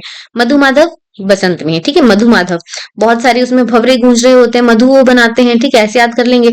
तो किसमें, बसंत में, मधु माधव बसंत, बसंत। शुचि शुक्र ग्रीष्म में, नभ नभस्य वर्षा में, ठीक है, नभ से क्या बहता है, पानी बहता है, वो वर्षा में है। ईश ऊर्ज शरद में है, सह से हेमंत बनाते हैं, ठीक है, ये हमें ध्यान रहेगा। अब आगे देखो क्या लिखा है, शीत उष्ण वर्षा लक्षणों वाली इन 3 ऋतुओं की जो गति है वो किस पे डिपेंड करती है, चंद्र और सूर्य के काल विभाग के अनुसार, मतलब ये डिवाइड होते हैं। तो यहाँ पे बीच में रस बताए हैं, कैसे, अम्ल लवण मधुर रस जो है वो बलवान होते हैं, कब, दक्षिणायन में, कब, अम्ल में, वर्षा में अम्ल जो है वो डोमिनेंट है, शरद में क्या डोमिनेंट है, लवण रस, और हेमंत में क्या डोमिनेंट है, मधुर रस, ठीक है। वर्षा में अम्ल, शरद में लवण और हेमंत में मधुर रस डोमिनेंट है। वैसे ही उत्तरायण में कैसा रहता है, शिशिर में तिक्त रस जो है वो डोमिनेंट रहेगा। बसंत में कौन सा रहेगा, कषाय रस, और ग्रीष्म में कौन सा रहेगा, कटु रस जो है वो डोमिनेट रहेगा। उत्तरायण नहीं यहाँ पे बाकी जो, ठीक है, इसको आप ध्यान में रखेंगे। उत्तरायण के लिए शिशिर, वसंत और ग्रीष्म में जो रस बताए हैं वो क्या क्या बताए हैं? शिशिर में तिक्त, वसंत में कषाय और ग्रीष्म में कटु रस जो है यहाँ पे बताया है। आगे क्या कहते हैं? वायु पालती प्रजा, जो वायु है, ठीक है, वो क्या है? चंद्रमा। चंद्रमा देखो पृथ्वी को अपनी शीत किरणों से क्लीन रखता है, सूर्य सुखाता है, बट इन दोनों की जो गति है वो किस पे डिपेंड करती है? वायु पे डिपेंड करती है, तो इसलिए वायु पालती प्रजा यहाँ पे लिखा है। ठीक है, दक्षिणायन और जो हमारे उत्तरायण है वो दोनों मिलके क्या बनाते हैं? 6-6 महीने से एक वर्ष भी बनाते हैं, एक संवत्सर बनाते हैं। 5 वर्ष मिलाते हैं तो एक युग बन जाता है। तेतु पंच युग संज्ञा लगते हैं। ठीक है, 5 वर्ष इज इक्वल टू 1 युग। ठीक, तो ये निमेष से लेकर युग तक जो है ये चक्र, काल का चक्र जो है वो चलता रहता है, ऐसा कह रहे हैं यहाँ पे। आगे आते हैं, अब वर्षा ऋतु के बारे में बात कर रहे हैं कि उनपे वर्षा ऋतु का औषधि पे, शरीर पे कैसा हमारा असर पड़ेगा। तो यहाँ पे देखो क्या लिखा है, वर्षा ऋतु में औषधि कैसी होती है? तरुण होती है, अल्पवीर्य होती है। तरुण होती है, नहीं होती है, अल्पवीर्य होती है, वीर्य उसमें ज्यादा नहीं होता। अप्रसन्ना क्षितिमल प्राया, ठीक है, जल भी क्या है? जल से बहुत ज्यादा पानी बरसता है तो पृथ्वी का मल जो है वो सड़ जाता है, तो वो अप्रसन्न रहती है। ये टर्म यहाँ पे आई है। और कौन सी व्याधियां यहाँ पे होती हैं? पैतिकान व्याधियां जनती। अब संचय प्रकोप प्रशमन की यहाँ पे बात कर रहे हैं कि पित्तज व्याधियां जो है उत्पन्न होती हैं। यहाँ पे क्या हो रहा है? संचय हो रहा है। नेक्स्ट देखो क्या है, हेमंत ऋतु के बारे में कहा है। काल परिणित परिणामात परिणत वीर्य बलवंतो हेमंत।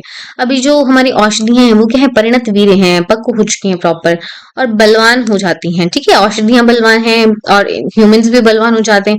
यहाँ पे क्या होता है? श्लेष्मन संचय पा देती, श्लेष्मा का संचय होता है और श्लेष्मिक व्याधियां होंगी यहाँ पे। ठीक, वैसे हमारे नेक्स्ट आते हैं ग्रीष्म ऋतु पे निदाग। निदाग इसको बोलते हैं। ठीक है, ग्रीष्म ऋतु को निदाग बोलते हैं। निस्सार इसमें क्या हो जाती है? हमारी औषधियां निस्सार हो जाती हैं, क्योंकि सन जो है क्या है? चूस लेता है सारी उसकी एनर्जी, सारा उसका वाटर कंटेंट। रुक्ष हो जाएंगी औषधियां अति मात्रा में और कैसी हो जाएंगी? लघु हो जाएंगी। ठीक है, और यहाँ पे क्या होगा? संचय, वायु का संचय होगा, तो वातिक व्याधियां जो है यहाँ पे पैदा होती हैं। तो किस किस में बताया? वर्षा ऋतु में पित्त का संचय, हेमंत ऋतु में कफ का संचय और ग्रीष्म ऋतु में किसका संचय बताया? वात का संचय बताया। अब नेक्स्ट आते हैं, अब क्या कह रहे हैं? पैतिका नाम व्याधि उपशमनो हेमंते। पैतिक व्याधियां जो है उनका शमन कब हो रहा है? हेमंत में हो रहा है। श्लेष्मिक व्याधियों का निदाग में, ग्रीष्म ऋतु में हो रहा है। और वातिक व्याधियां कब शमन हो रही हैं? वो शरद ऋतु में शमन उनका हो रहा है। अब दिन के हिसाब से क्या बताया है? एक दिन में कैसे कैसे हमारे ऋतु के अनुसार जो है सिम्टम देखने को मिलते हैं, लक्षण देखने को मिलते हैं, वो यहाँ पे बताया। पूर्वाह्ने वसंतस्य लिंगम। पूर्वाह्न में कैसे लिंग होते हैं? वसंत के लिंग होते हैं। मध्याह्ने ग्रीष्मस्य। मध्याह्न में हमारी गर्मी रहती है बहुत ज्यादा, तो वहां पे ग्रीष्म वाले लिंग मिलते हैं। अपराह्न जो आता है, शाम का टाइम आता है, प्रावृश्य की तरह होता है। कैसा होता है? प्रावृत ऋतु की तरह अपराह्न होता है। प्रदोषे वार्षिके, जो हमारा रात्रि का पहला प्रहर है उसमें क्या है? वर्षा ऋतु वाले लक्षण होते हैं।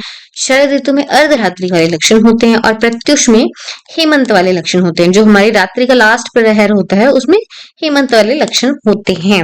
नेक्स्ट आते हैं, अब देखो क्या कह रहे हैं। ऋतु में अगर व्यापन होता है, विकृति होती है, तो अदृष्टकारिता, अदृष्ट हेतु की वजह से होती है। ठीक है, अब ये डिस्क्रिप्शन दे रहे हैं यहाँ पे जनपदो ध्वंस की। उसको क्या कहते हैं? मरको वा भवेदिति, उसको मरक बोल रहे हैं। विकृत औषधियों और जल के सेवन से अनेक प्रकार के रोग होते हैं, विच इज जनपदो ध्वंस। ठीक है, उसको यहाँ पे क्या बोल दिया? मरक बोल दिया है। आगे आते हैं, आगे देखो क्या है इसका ट्रीटमेंट। क्या बोला? स्थान परित्याग, उस जगह को ही छोड़ दो, और शांति कर्म। ठीक है, स्थान परित्याग और शांति कर्म जो है यहाँ पे जनपदो ध्वंस की ट्रीटमेंट कही है। नेक्स्ट देखो, हेमंत ऋतु में क्या क्या होता है वो बताया है। वायु उत्तरो शीतो, ठीक है, ठंडी वायु चलेगी और रजो धूम आकुला दिशा। ठीक है, हे उत्तरों से हमने याद किया था उसको, उत्तर की वायु चलेगी और रजो धूम आकुला दिशा रहेगी। और क्या क्या मिलेंगे हमें यहाँ पे? ध्वांश, खग, गाय, महिष और कुंजर, ठीक है, ये सब यहाँ पे घूमते हुए मिलेंगे।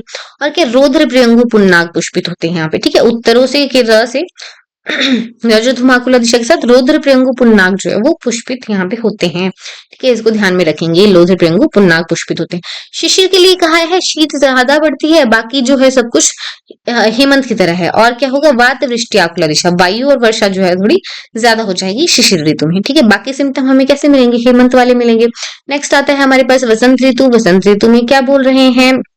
वहां पे मलय जो पहाड़ है वहां पे चंदन लता परी ध्वांशी अधिवासिते, ठीक है, ये सब इसके लिए टर्म आई है। और क्या लिखा है, वदकी से हम याद कर रहे हैं, व से क्या है वसंत ऋतु, और यहाँ पे दक्षिण की अनिल चलती है, दक्षिण की वायु चलती है, द से हमारा क्या निकल जाएगा, दक्षिण की वायु चलती है। की से क्या निकलेगा, किंशुक अम्भुज बकुल चूत शोक आदि पुष्पिता, पुष्पित कौन होंगे, किंशुक, किंशुक इज फॉर पलाश, ठीक है, किंशुक अम्बोज बकुल चूत इज फॉर आम्र, शोक अशोक आदि पुष्पिता, अशोक भी जो है वो पुष्पित हो जाते हैं इसमें, ठीक है। दिशे वसंते विमला, दिशाएं कैसे रहेंगी, विमल रहेंगी। और कौन कौन आपको सुनता हुआ, कौन कौन बोलता हुआ मिलेगा, कोकिला षटपद, ठीक है, इनके गण जो है वो मनोहर गीत गाते हुए मिलेंगे। कोयल बोलेगी क्योंकि फ्लावर्स आ रहे होते हैं, भवरे गूंजेंगे क्योंकि फ्लावर्स बसंत ऋतु में आ रहे होते हैं। नेक्स्ट देखो ग्रीष्म ऋतु के लिए क्या लिखा है, तीक्ष्णांशु आदित्य, जो सूरज की किरणें जो है वो क्या है, बहुत तेज हो जाएंगी। और मारुतो नैऋत्य असुखो, मारुत जो है वायु जो है वो नैऋत्य दिशा की कष्टदायक पवन चलेगी, ठीक। ग्रीन से हमारा क्या है, नैऋत्य की जो है वायु चलेगी। और क्या है, हमारी जो तरुण तरुण लता है, जो नई नई लता है वो क्या हो जाएंगी, ध्वस्त हो जाएंगी। और क्या, विपर्ण अंकित पादिता, छोटे छोटे पेड़ जो है वो नष्ट हो जाएंगे, और पेड़ के पत्ते क्या है वो झड़ जाएंगे। नेक्स्ट हमारी आती है प्रावृत ऋतु, आचार्य शुद्ध ने मानी है, कौन सी मानी है, प्रावृत ऋतु मानी है। क्या लिखा है इसके लिए, प्रावृश्यम, प्रपक से इसको याद करेंगे, पश्चिम अनिल कर्षिते, पश्चिम की वायु वहां पे चल रही है। और कौन है यहाँ पे, शक्रगोप उज्ज्वला मही, ठीक है, शक्रगोप जो है ये इंद्र बधु विरह बूटी ये सब जो है उज्जवल हो जाएंगे। और क्या लिखा है, कदम्ब नीप कुटज सर्ज केतकी, ठीक है, इनसे भूषित हो जाएगा। क से क्या आ जाएगा, कदम्ब नीप कुटज सर्ज केतकी भूषिता। नेक्स्ट हमारे पास कौन सी ऋतु आएगी, अब वर्षा ऋतु आएगी। वर्षा ऋतु में क्या होता है, बहुत सारा पानी आ जाएगा, नद्यो अम्ब छन्नोद खात, ठीक है, नदियां जो है फुल अपने प्रवाह से बहने लगेंगी। प्रोत्फुल कुमुद नील उत्पल, तो बरसात में ही होते हैं नील उत्पल वगैरह, है ना, जो कमल की वैरायटीज होती हैं वो बरसात में होती हैं। और क्या लिखा है, बहुशस्य उपशोभिता, ठीक है, शस्य से धान से, धान जो है वो बरसात वाले पानी वाले टाइम पे लगते हैं, तो उससे जो है हमारी भूमि उपशोभित हो जाएगी। नेक्स्ट देखो क्या है, शरद ऋतु के बारे में लिखा है। तो शरद ऋतु के लिए क्या लिखा है, बभ्रू उष्ण शरद श्वेत विमल नभ। अभी क्या है, जो जो आसमान है वो साफ होने लग जाएगा, जो बादल रहेंगे वो कैसे रहेंगे, श्वेत बादल रहेंगे, बरसात जैसे काले बादल नहीं रहेंगे। हंस संघटिता, अब हंस वहां पे घूमेंगे आसपास सुंदर सुंदर से। और क्या है, बाण सप्ताह बंधु काश असन विराजिता, ये सब जो है उससे विजय सार वगैरह से शोभित हो जाएगा, ठीक। 40 नंबर कोटेशन बहुत इंपॉर्टेंट है, क्या लिख रहे हैं, अब ये निर्हरण के लिए लिख रहे हैं। हमारा दोषों का संचय हमने देखा, प्रकोप हमने देखा, प्रशमन हमने देखा, तो अभी क्या कह रहे हैं, कौन कौन सी ऋतु में हमें दोषों को निर्हरण करना है। तो क्या लिखा है, हरित वसंते श्लेष्माणम, ठीक है, बसंत ऋतु में श्लेष्मा का हरण करो, यही हम कफ का जो भी डिजीज होती है उसमें बसंत में हम वमन कराते हैं। पित्तम शरदी निर्हरे, ठीक है, शरद ऋतु में क्या कराते हैं, विरेचन कराते हैं पित्त का, ठीक है, और क्या कराते हैं, रक्त मोक्षण भी कराते हैं। तो पित्तम शरदी निर्हरे, शरद ऋतु में पित्त को निकालो। वर्षासु समेद वायु प्राग विकार समुश्रा, तो वर्षा ऋतु में हमें क्या करना है, वायु का शमन करना है, उस समय इसका संचय हो रहा होता है, प्रकोप हो रहा होता है, ठीक है। प्राग विकार समुश्रा, विकार होने से पहले ही हमें इनको क्या करना है, इसका हरण कर देना है, ठीक। अब चलेंगे आगे, हमारा चैप्टर आता है यंत्र विधि अध्याय, 7 चैप्टर है हमारा। तो यहाँ पे क्या लिखा है, यंत्र शतम एकोत्रम, 101 क्या है हमारे पास, यंत्र हैं, उसमें भी हस्तमेव प्रधान तमम, ठीक है, प्रधान तम यंत्र जो है वो किसको कहा है, हस्त को कहा है, हस्त को कहा है। शल्य क्या है, हमारी मन शरीराघात कराएं, जो मन और शरीर में बाधा कर रहे हैं, उसके आहरण के लिए हम यंत्रों का उपयोग कर रहे हैं, ठीक। नेक्स्ट हमारे पास क्या है, इनके टाइप्स बताए हैं, कौन कौन से यंत्र हैं, स्वस्तिक सदंश ताल यंत्र नाड़ी यंत्र शलाका और उपयंत्र हैं। कितने कितने हैं, स्वस्तिक यंत्र कितने होते हैं, 24 होते हैं, सदंश यंत्र 2 होते हैं, ताल यंत्र 2 होते हैं, नाड़ी यंत्र 20 है, शलाका यंत्र 28 और उपयंत्र कितने हैं, 25 हैं, ठीक है। किस चीज से बने होते हैं, तानी प्रायश लोहानी, लौह से बने हुए होते हैं ये, ठीक है। ऑलमोस्ट हम सब कुछ ही कवर कर रहे हैं यहाँ पे, ठीक है, आपको ध्यान में रखना है। 9th नंबर कोटेशन पे देखो क्या है, हमारे गुण बताए हैं यंत्रों के, संहितानी यंत्राणी खर्ष लक्षण मुखानी, जो सुदृढ़ होते हैं, सुरूप होते हैं और ग्रहण करने में सही होते हैं, सुग्रहणी, ठीक है। सबसे पहले हमारा बताया है स्वस्तिक यंत्र, कितना अंगुल लंबा है, 18 अंगुल लंबा है। क्या होता है इसके बीच में, मसूर आकृति भी कीलर अवबद्ध, एक मसूर की कील की आकृति से ये अवबद्ध रहता है बीच में, ठीक है। ये हमारा क्या है, स्वस्तिक यंत्र है। और क्या है, मूले अंकुश वध आकृति वारंगाणी। किस लिए यूज होता है, अस्थि विदिष्ट शल्य को निकालने के लिए। किस लिए यूज होता है, अस्थि विदिष्ट, अस्थि में शल्य है तो उसको निकालने के लिए यूज होता है। नेक्स्ट आ गया हमारा कौन सा, ताल यंत्र आया, ठीक है। ताल यंत्र को किस लिए यूज किया, सॉरी सदंश यंत्र आया। सदंश यंत्र को किस लिए यूज किया हमने, दो तरह के हैं, सनिग्रह अनिग्रह। कितना अंगुल है, 16 अंगुल है। और किसके लिए यूज करते हैं, त्वग मांस शिरा स्नायु के शल्य को निकालने के लिए, त्वग मांस शिरा स्नायु के शल्य को निकालने के लिए, सॉफ्ट वाले पार्ट्स हैं वहां के शल्य निकालने के लिए यूज कर रहे हैं, ठीक है। अष्टांग संग्रह और अष्टांग हृदय जो है वो एक्स्ट्रा बताते हैं, ठीक है। उन्होंने क्या बताया, चार बताए हैं टोटल, एक 6 अंगुल का बताया है और एक मुचुंडी सदंश यंत्र बताया है। ताल यंत्र में हमने क्या देखा, दो हैं हमारे, कैसे होते हैं, मत्स्य तालु, मछली के तालु की तरह होते हैं, ठीक है। किस लिए यूज होते हैं, स्कूप, ये कर्ण नासा नाड़ी शल्य के आहरण के लिए, कर्ण नासा नाड़ी शल्य के आहरण के लिए, ठीक है। नेक्स्ट हमारे नाड़ी यंत्र होते हैं। नाड़ी यंत्र अलग अलग चीजों के लिए यूज होते हैं, अनेक प्रकार के होते हैं, अनेक प्रयोजन के लिए यूज होते हैं। एक साइड मुख हो सकता है या तो दोनों साइड मुख हो सकता है, एक तो मुखा नहीं, उभय तो मुखा नहीं, ठीक है। किस लिए यूज होते हैं, स्रोतोगत शल्य को निकालने के लिए यूज होते हैं, ठीक है। रोग दर्शन के लिए यूज होते हैं, जैसे स्पेकुलम हमारे यूज होते हैं। आचूषण के लिए यूज कर सकते हैं उसको, और क्रिया में, क्रिया सौकर्याद, शस्त्र कर्म करने में हमारे, हमारा जो है इजी हो, ब्लड को सक्शन कर रहे हैं, ठीक है, वो सब, उस सब चीज के लिए हमारा क्या है, नाड़ी यंत्र यूज होता है। स्त्रोतो परिणाहानि यथा योग दीर्घाणी, ठीक है। अब इसका लेंथ नहीं बताया है कि क्या बोला है इसको, यथा योग दीर्घ है। अच्छा, ये हमारा ताल यंत्र कितना अंगुल लंबा था, 12 अंगुल लंबा था, ठीक है। तो 18, 16, 12 ऐसे याद रख लिया हमने। अब नाड़ी यंत्र में एग्जांपल दिया, भगंदर यंत्र, अश्रु यंत्र, व्रण बस्ती, उत्तर बस्ती, मूत्र विद्धि, दकोदर, धूम, निरुद्ध प्रकश, सन्निरुद्ध गुद्ध, अलाबु यंत्र, शिंग यंत्र, ये सारे इसमें आ गए, ठीक। दलहन ने अपनी टीका में क्या कहा है, एक छिद्र, द्विछिद्र, ऐसे भगंदर यंत्र कहे हैं। बागभट जी के थोड़े इंपॉर्टेंट हैं, इसको देख ही लेंगे अभी। तो इन्होंने 6 नाड़ी यंत्र ज्यादा माने हैं। क्या क्या कहा है, षटकंठ शल्यावलोकनी नाड़ी, ठीक है, थ्रॉट स्पेकुलम कहा है, शल्य निर्घातिनी नाड़ी कही है, अंगुली त्राणक यंत्र जो है, फिंगर गार्ड का है, मुंह खोलने के लिए यूज होता है ये, ठीक है। शमी यंत्र जो है ये कहा है, अर्श के पीड़न के लिए यूज होता है। घ्राण अर्बुद अर्श यंत्र है, योनि व्रणेक्षण यंत्र है, ठीक है, योनि व्रणेक्षण यंत्र है। नेक्स्ट आते हैं हमारे शलाका यंत्र। शलाका यंत्र कितने हैं, 28 हैं। ये भी नाना प्रकार के हैं, नाना प्रयोजन वाले हैं और यथा योग परिणाह दीर्घ हैं, ठीक है। इनकी लेंथ भी यूज के अकॉर्डिंग है। तो सबसे पहले और इंपॉर्टेंट क्या है, गंडू पद किस लिए यूज होता है, एषण के लिए यूज होता है, ठीक है। एशनी की तरह ही गंडूपद क्या करती रहती है, जो हमारा प्रोब होता है उसी की तरह गंडूपद रहता है। सर्पफण क्या है, सर्पफण व्यू करता है, ठीक है, व्यूहन के लिए यूज हो रहा है। शरपुंखा, पंखा चलाओ, शरपुंखा जो है चालन के लिए यूज होता है। और बडिश जो है वो आहारण के लिए यूज होता है, बड़े दांतों का आहारण करो, ठीक है। यहाँ पे ये हमारे आगे दे रखे हैं, ठीक। नेक्स्ट देखो, मसूर दाल मात्र मुख वाले 2 हैं, मसूर दाल मात्र मुख वाले 2 हैं। किस लिए यूज होते हैं, वो स्त्रोतोगत शल्य उदरनाथ, स्त्रोतोगत शल्य उदरनाथ है। 6 कार्पासकृतोष्णी है, प्रमार्जन के लिए यूज होती है। 3 जो है द्रव्य आकृति की कड़छी की तरह जो है हमारी शलाका यंत्र है, वो क्षार औषध प्रणिधान के लिए यूज होता है। 3 जो है जाम्बू वदन और 3 अंकुश वदन के जो हमारी शलाका यंत्र है वो अग्निकर्म के लिए जो है यूज होते हैं, जाम्बू वदन और अंकुश वदन। फिर क्या है, नासार्बुद के लिए, नासार्बुद निकालने के लिए एक है, वो कैसा है, कोल अस्थिदल मात्र मुखम, ठीक है, कोल अस्थिदल मात्र मुखम है, ठीक। और क्या लिखा है इसके लिए, खल्ली तीक्ष्णोष्टम, उसका जो ओष्ठ है वो कैसा रहता है, तीक्ष्ण रहता है, ठीक।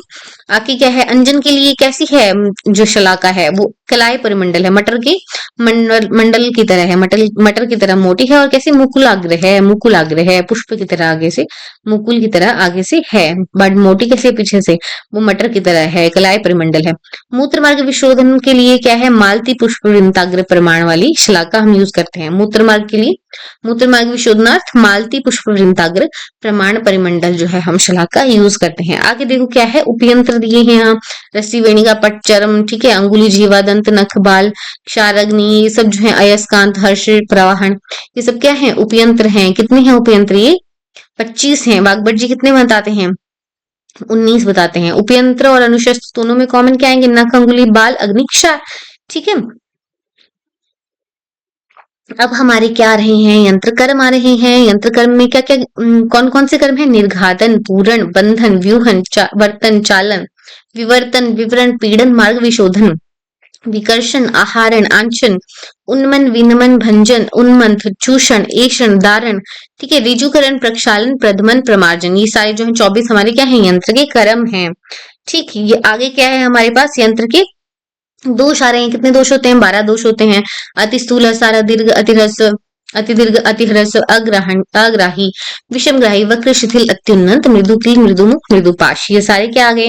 यंत्र के दोष आ गए। नेक्स्ट हमारे पास देखो क्या है, 18 अंगुल लंबा जो है यंत्र प्रशस्त है। 18 अंगुल लंबा यंत्र प्रशस्त है, तो कौन सा हमने यंत्र पढ़ा? 18 अंगुल था जो स्वस्तिक यंत्र, ठीक है। दृश्य अगर हमारे शल्य है तो सिंह मुख आद्यस्तु, सिंह मुख यंत्र से हमें दृश्य शल्य को निकालना है। और अगर गूढ़ शल्य है, अंदर छुपा हुआ है, तो कंक मुख से निकालना है। ठीक है, गूढ़ शल्य को किससे निकाला? हमने कंक मुख से निकाला। इसलिए क्या है हमारा कंक मुख प्रधानम, कंक मुख को यंत्रों में प्रधान कहा है। और प्रधानतम कौन था? हमारा हस्त था। ठीक है, इसी के साथ ही हम एंटर कर जाते हैं अगले चैप्टर में, शस्त्र अवचारणी। अब शस्त्र की बात करेंगे। शस्त्र कितने होते हैं? 20 शस्त्र होते हैं। कितने होते हैं? 20 शस्त्र होते हैं। मंडलाग्र, करपत्र, वृद्धि, नक्षस्त्र, ये सारे हमारे क्या है? शस्त्र हैं। अब इनका यूज देखेंगे, किस किस चीज में यूज करेंगे। मंडलाग्र और करपत्र को किस लिए यूज किया? छेदन लेखन में यूज किया। वृद्धि पत्र, नक्षस्त्र, मुद्रिका, उत्पल, उत्पल पत्र, अर्धधार को हमने छेदन और भेदन में दोबारा यूज किया। ठीक है, शुचि, कुशपत्र, आटिमुख, शरारी मुख, अंतर्मुख, त्रिकुर्चक, इनको हम किस लिए यूज कर रहे हैं? विस्त्रावन के लिए यूज कर रहे हैं। ठीक है, त्रिकुर्चक से हम सुकुमारों का विस्त्रावन करते हैं। नेक्स्ट को क्या है? कुठारी का, व्रीहिमुख, आरवेतस, पत्राणी, इनसे हम क्या करेंगे? व्यधन करेंगे। ठीक, बडिश और दंत शंकु से आहरण कर्म करते हैं। एषणी से क्या करेंगे? एषण और अनुलोमन करेंगे। ठीक है, सूची से हम सीवन भी करेंगे। ठीक है, तो ये अष्टविध कर्म हमारे इन शस्त्रों के अकॉर्डिंग हो गए। ठीक, अभी बोल रहा है इनको आचार्य सुश्रु ने बताया है इनको पकड़ना कैसे है। तो कैसे पकड़ते हैं? वृद्धि पत्र को कैसे पकड़ते हैं? वृंत फल साधारण से, वृंत फल साधारण से पकड़ेंगे। ठीक, और क्या करेंगे? उससे भेदन करेंगे। वृद्धि और मंडलाग्र को कैसे पकड़ेंगे? थोड़ा सा ऊंचा उठा के, किंचित उत्तानेन पाणिना, ऊंचा उठा के क्या करेंगे? लेखन कर्म करेंगे, बार बार लेखन कर्म करेंगे। वृंताग्र से कैसे पकड़ते हैं? विस्त्रावन के लिए पकड़ते हैं। तो हम पकड़ते हैं ना नीडल को अपनी, अगर हमें विस्त्रावन जो है करना हो तो नीडल को कैसे पकड़ते हैं? हम आगे से पकड़ते हैं वृंताग्र से। ठीक है, विशेषण तो बाल, वृद्ध, सुकुमार, भीरु जो है और राजा जो है, राजपुत्र हैं, इनका अगर विस्त्रावन करना है तो त्रिकुर्चक यूज करेंगे। ठीक है, पकड़ना कैसे है? वृंताग्र से, विस्त्रावन वाले जो हमारे इंस्ट्रूमेंट है उनको वृंताग्र से पकड़ना है। नेक्स्ट देखो क्या लिखा है? तल प्रच्छादित वृंतम अंगुष्ठ प्रदेशनिभ्याम व्रीहिमुखम, व्रीहिमुख को कैसे करना है? तल प्रच्छादित करके हमें उसको अंगूठे और प्रदेशनी उंगली से पकड़ना है। ठीक है, pen like, pen holding position में। ठीक है, ये हमारा हाथ रहेगा, ये हमारी तर्जनी उंगली और ये अंगुष्ठ से उसको पकड़ना है। ठीक, कुठारिका के लिए क्या कहा है? वाम हस्त से पकड़ो। ठीक है, और राइट हैंड की मध्यमा उंगली से और अंगुष्ठ से उसको विष्टब्ध करना है। ठीक है, आरा करपत्र को मूल से पकड़ना है, बाकियों को यथायोग ग्रहण करना है। ये सब कहानी यहाँ पे पढ़ी हमने। ठीक है, इसको हिंदी में भी आप पढ़ सकते हैं। कुठारिका को वाम हस्त से पकड़कर दक्षिण हस्त की मध्यमा उंगली का सहारा लेकर उसके सिर पर ठोकना है। आरा करपत्र एशनी मूल भाग से पकड़नी है हमें। ठीक, आगे आ जाओ, देखो क्या लिखा है। नक्षत्र और एशनी जो है, नक्षत्र और एशनी कितने अंगुल की हैं? 8 अंगुल की हैं। नक्षत्र और एशनी 8-8 अंगुल की हैं। नाखून एशनी 8-8 अंगुल की हैं। नेक्स्ट देखो, मुद्रिका शस्त्र जो हमारी तर्जनी उंगली है, प्रदेशनी उंगली है, उसके अग्रिम पर्व के बराबर है। मुद्रिका की तरह पहनेंगे उसको, कहाँ पहनेंगे? तर्जनी उंगली पे, प्रदेशनी उंगली पे पहनेंगे, उसके अग्रिम पर्व के बराबर है, ऐसे याद रख लेंगे। शरारी मुख शस्त्र जो है वो 10 अंगुल प्रमाण का है, शरारती है 10 अंगुल है, बाकी सारे बच गए वो 6 अंगुल के हैं। ठीक है, तो 8 अंगुल के आगे एशनी नक्षत्र 8-8 अंगुल आ गए, शरारी मुख 10 अंगुल का आ गया। और जो हमारी प्रदेशनी उंगली पे पहनना है कौन सा है? वो मुद्रिका शस्त्र कितना है? अग्रिम पर्व के बराबर है, बाकी सब 6 अंगुल के आगे। ठीक, अब हमारे गुण दिए हैं शस्त्र के गुण। सुग्रहाणी, सुलोहानी, सुधाराणी, सुरूपाणी, सुसंहित, मुखाग्र, अकरालानी, ये सारे हमारे क्या हैं? 6 शस्त्र के गुण हैं। शस्त्र के दोष क्या है? वक्र नहीं होना चाहिए, कुंठ, खंड, खरधार, खर भी धार उसकी नहीं होनी चाहिए। शस्त्र तो हमारा तीक्ष्ण होना चाहिए। अति स्थूल, अति तुच्छ, अति दीर्घ और अति ह्रस्व, ये सारे क्या हैं? शस्त्र के दोष हैं। नेक्स्ट देखो, अच्छा इसमें एक्सेप्शन लिखा है। एक्सेप्शन क्या है? तद्वी खरधारम, खरधारम अस्थि अस्थि छर्दनाथ। ठीक है, जो खरधार वाला पत्र है हमारा, करपत्र है, उसमें खरधार होती है क्योंकि इसको इससे अस्थि का छेदन करेंगे, है ना, बोन कट करना है तो हमारा खरधार होना चाहिए। तो करपत्र इज एन एक्सेप्शन, बाकी सब जो है खरधार हमारे नहीं होने चाहिए। आगे हमारे पास धाराएं हैं, ये हमने शॉर्ट्स में भी पढ़ी थी। ठीक है, क्या है? भेदना नाम मासुरी, भेदना नाम मासुरी, लेखना नाम अर्ध मासुरी, वेदना नाम, और विस्त्रावन के लिए, वेदन और विस्त्रावन के लिए कैसी? केश की यूज करेंगे। वेदन और विस्त्रावन से केश की बाल के बराबर यूज करेंगे। छेदनार्थम, छेदन के लिए कैसी, अर्ध कैश की, ठीक है। और भी पतली चाहिए हमें छेदन के लिए, ठीक है, एकदम शार्प ब्लेड चाहिए होती है तो अर्ध कैश की, ठीक है। तो भेदन के लिए मासुरी, लेखन के लिए अर्ध मासुरी, व्यधन और विस्त्रावन करना है तो कैश की, और छेदन के लिए अर्ध कैश की। नेक्स्ट आ जाते हैं बडीशा दंत शंकु। बडीशा दंत शंकु को क्या करना है, उत्तान करना है, उत्तान करके यूज करना है, उत्तान आग्रह, ठीक है। सॉरी, आगे से ये कैसे होते हैं, उत्तान रहते हैं, मुड़े हुए रहते हैं, कौन कौन, बडीशा और दंत शंकु, क्योंकि इससे क्या करते हैं हम, आहरण करते हैं, ठीक है, तभी आहरण होगा, उत्तान अगर होंगे तो। अब हमारे पास एशनी के बारे में बोलते हैं, तो 3 तरह की एशनी है, तीक्ष्ण कंटक मुखी, यव मुखी, और हमारी गंडू पदाकार मुखी, ठीक है। ये 3 तरह की एशनी बोली है। आगे बात करते हैं पायना की। जो शस्त्र है उसको हमने पैना किया है, पैना करने के बाद हमने क्या करना है, उसको क्षार उदक तेल में डुबोना है, क्षार या उदक या तेल में डुबोना है।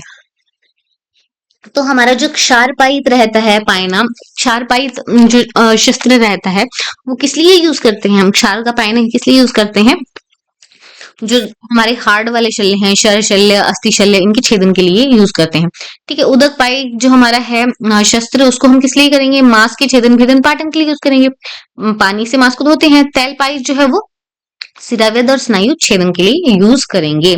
नेक्स्ट देखो, अब हमने धारा इसकी तेज कर ली, अब हमें उसको तेज किससे करना है, निशानार्थ श्लक्ष्ण शिला माश वर्णा, ठीक है, श्लक्ष्ण शिला का यूज करेंगे, माश वर्णी होनी चाहिए। और अब हमें धारा बनाए रखनी है तो उसको हम शस्त्र को कहाँ रखेंगे, शालमली फलक में रखेंगे। धारा संस्थापनार्थ हम क्या यूज करेंगे, शालमली फलक यूज करेंगे। नेक्स्ट देखो, आगे आ जाओ, धारा कब तक बनाते हैं, जब तक वो रोम छेदी ना हो जाए हमारा शस्त्र, ठीक है, रोम को काटने में समर्थ ना हो जाए। बाकी यहाँ पे अनुशस्त्र दिए हैं कुछ, जोंक, क्षार, अग्नि, नख, बाल, अंगुली, शाकपत्र, स्फटिक, ये सारे अनुशस्त्र दिए हैं। आगे क्या कहते हैं, अब हमारा जो बालकों के लिए शस्त्र है, जो डर रहे हैं उनके लिए अगर हमें छेदन करना है तो, छेदन या भेदन करना है तो त्वक सारादि, त्वक सारादि में क्या है, त्वक त्वक स्फटिक काच कुरविंद, ठीक है, वो यहाँ पे आएंगे, ठीक है।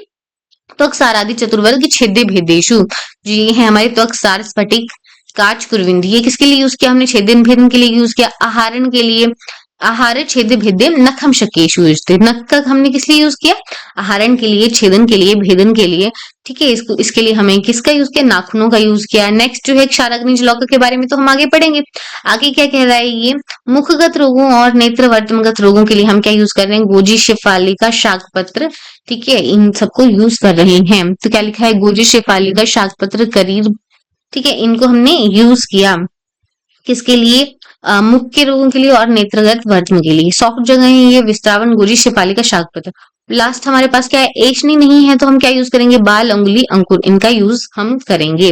नेक्स्ट देखो, अष्टांग के संग्रह में क्या कहते हैं, सूर्यकांत को उन्होंने यूज किया है, त्वकदाह के लिए, समुद्र पेन को यूज किया है, लेखन कर्म के लिए, और शुष्क गौमय को अनुशस्त्र की तरह यूज किया है।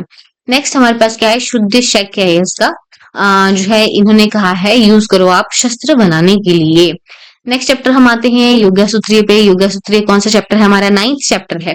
यहाँ पे क्या बताया है कि अब आपने सब कुछ पढ़ लिया है, अब आपको क्या करना है, प्रत्यक्ष कर्म के लिए जो है वो उसका अभ्यास करना है। तो किस किस चीज का अभ्यास करना है वो यहाँ पे दिया है।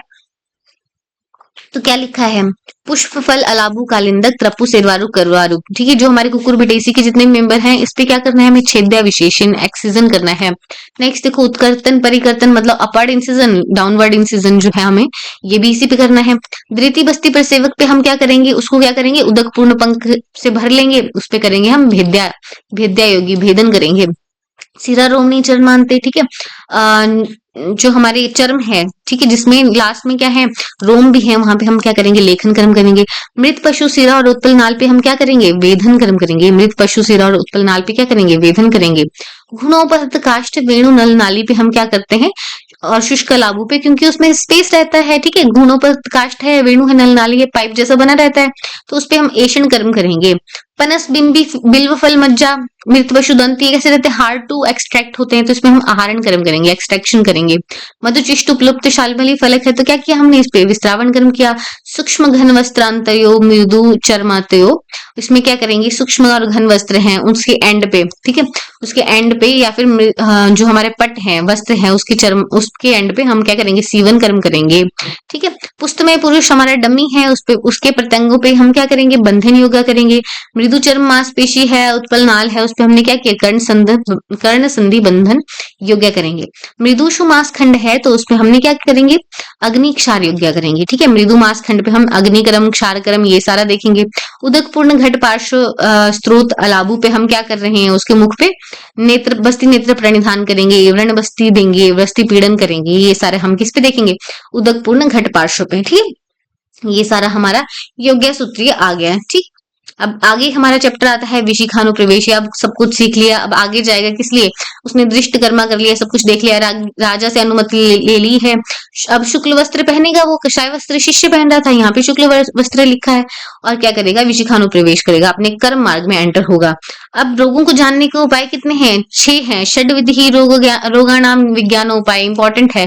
ठीक है। रोगों को जानने के उपाय कितने हैं, 6 हैं। आचार्य सुश्रुत ने बताए हैं कि कौन कौन से, पंचभी स्रोतादि भी, 5 तो स्रोतों से है अपने, जो हमारी श्रोत्रादि है, और एक हमारा क्या हो गया, प्रश्न हो गया। तो 5 स्रोतों से हमें हमारे श्रोत्रादि से हम क्या देखेंगे, स्पर्श इंद्रिय से हम क्या देखेंगे, शीत उष्ण ठंडा गर्म देखेंगे, बॉडी का टेम्परेचर देखेंगे, मृदु कठिन तो नहीं है, कैसा शोफ है, ये सब चीजें हम किससे देखेंगे, स्पर्श इंद्रिय से देखेंगे। ज्वर शोफ आदिशु, ठीक है, ये कंडीशन हमारी ज्वर और शोफ वाली कंडीशन हम कैसे देखेंगे, स्पर्श इंद्रिय से देखेंगे। चक्षु इंद्रिय से हम क्या क्या देखते हैं, शरीर का उपचय हो रहा है या अपचय हो रहा है, आयु के लक्षण देखेंगे कि ठीक है उसको जल्दी एज तो नहीं हो रहा, वो उसका बल वर्ण कैसा है, ये सब हम चक्षु इंद्रिय से देखेंगे। रसनेन्द्रिय से हम प्रमेय आदि का पता लगा सकते हैं। चींटियों को हम छोड़ देते थे, चींटियां अगर जो यूरिन है उसको पी रही हैं तो फिर वो प्रमेय है, उसमें है। ठीक है। घ्राण इंद्रिय विज्ञ, नाक से हमें क्या पता चलेगा, अरिष्टलिंग, कोई स्मेल तो नहीं आ रही उससे। व्रणों का जो व्रणों की गंध विशेष का हमें पता चलेगा। और लास्ट हमारा जो प्रश्न आता है, प्रश्न से हम क्या क्या पूछ सकते हैं, उसका क्या देश है, कौन सा क्या काल चल रहा है, जाति कैसी है, कितना काल हो गया है डिजीज को, साथ में क्या है, आतंक समुत्पत्ति कैसे हुई, वेदना जो है इसके बारे में पूछेंगे, उसके बल के बारे में पूछेंगे, अंतर अग्नि के बारे में पूछेंगे। ठीक है। ये सारा इंपॉर्टेंट है। बात मूत्र पुरुष, उसका प्रवृत्ति कैसी हो रही है, ये सारा हम क्या करेंगे, प्रश्न से पूछेंगे। ठीक है। ये सब हमने यहाँ पे कवर किया। उसके बाद आगे आते हैं। यहाँ पे क्या कह रही है, 1 वर्ष तक अगर कोई रोग है ना, पुराना हो गया है तो उसकी चिकित्सा नहीं करनी चाहिए। पहले संवत्सरोत्थिताम विकारा प्रायशो वर्जे। क्यों, क्योंकि वो करीब करीब असाध्य की तरफ चला जाता है, इसलिए उसकी चिकित्सा नहीं करनी चाहिए। ठीक है। फिर आगे आते हैं, हमारा नेक्स्ट चैप्टर शुरू हो जाता है, क्षार पाक विधि अध्याय 11 चैप्टर है हमारा। तो शस्त्रों में कौन प्रधान है, शस्त्र अनुशस्त्रभ्यो क्षार प्रधानतमम। ठीक है। शस्त्र अनुशस्त्रभ्यो डैश प्रधानतम करके पूछा जा सकता है, तो क्षार प्रधानतम है आपका। क्यों, क्योंकि ये छेदन भी करता है, भेदन भी करता है, लेखन भी करता है, त्रिदोष घनत्वाद भी है और विशेष क्रियावचारणात् है।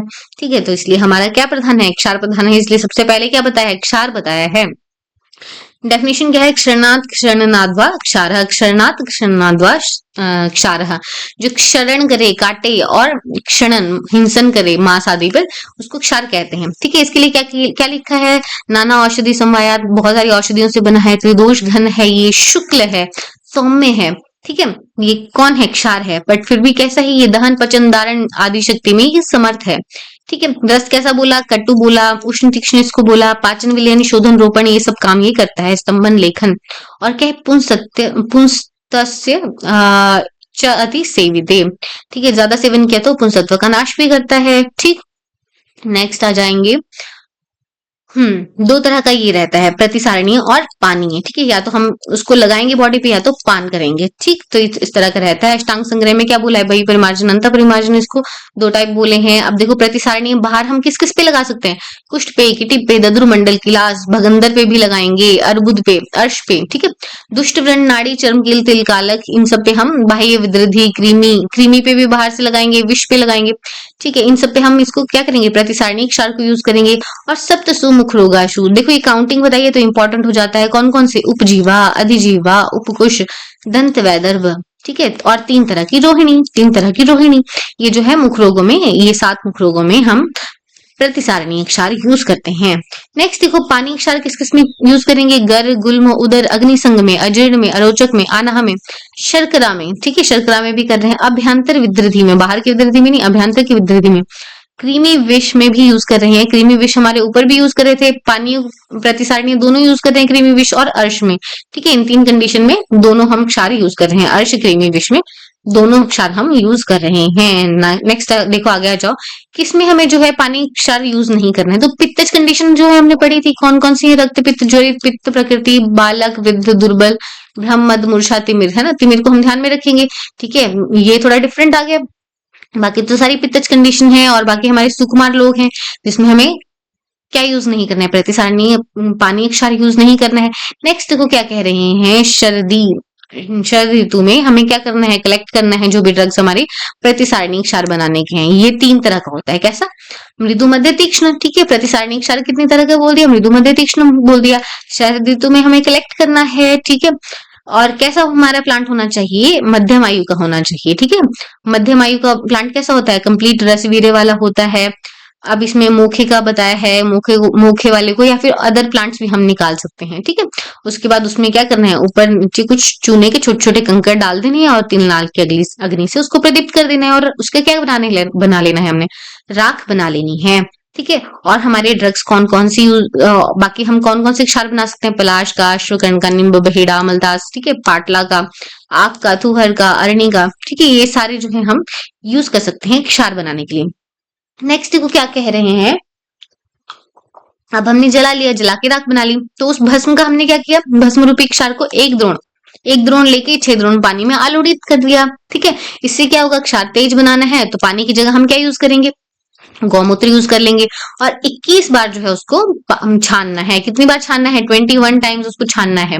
ठीक है, पकाते पकाते कैसा हो जाएगा, अब उसको चलाते रहना है, उसको पकाते रहना है। अब वो कैसा हो जाएगा, निर्मल लाल रंग का, तीक्ष्ण और पिछली जैसा हमें दिखाई देने लगेगा। तब हमें क्या करना है, ठीक है, तब उसको मोटे कपड़े से छानकर बिना छने द्रव्य को बिना बिना छने द्रव्य को छोड़कर छने हुए द्रव्य को फिर से उसको कढ़ा में भर लेना है।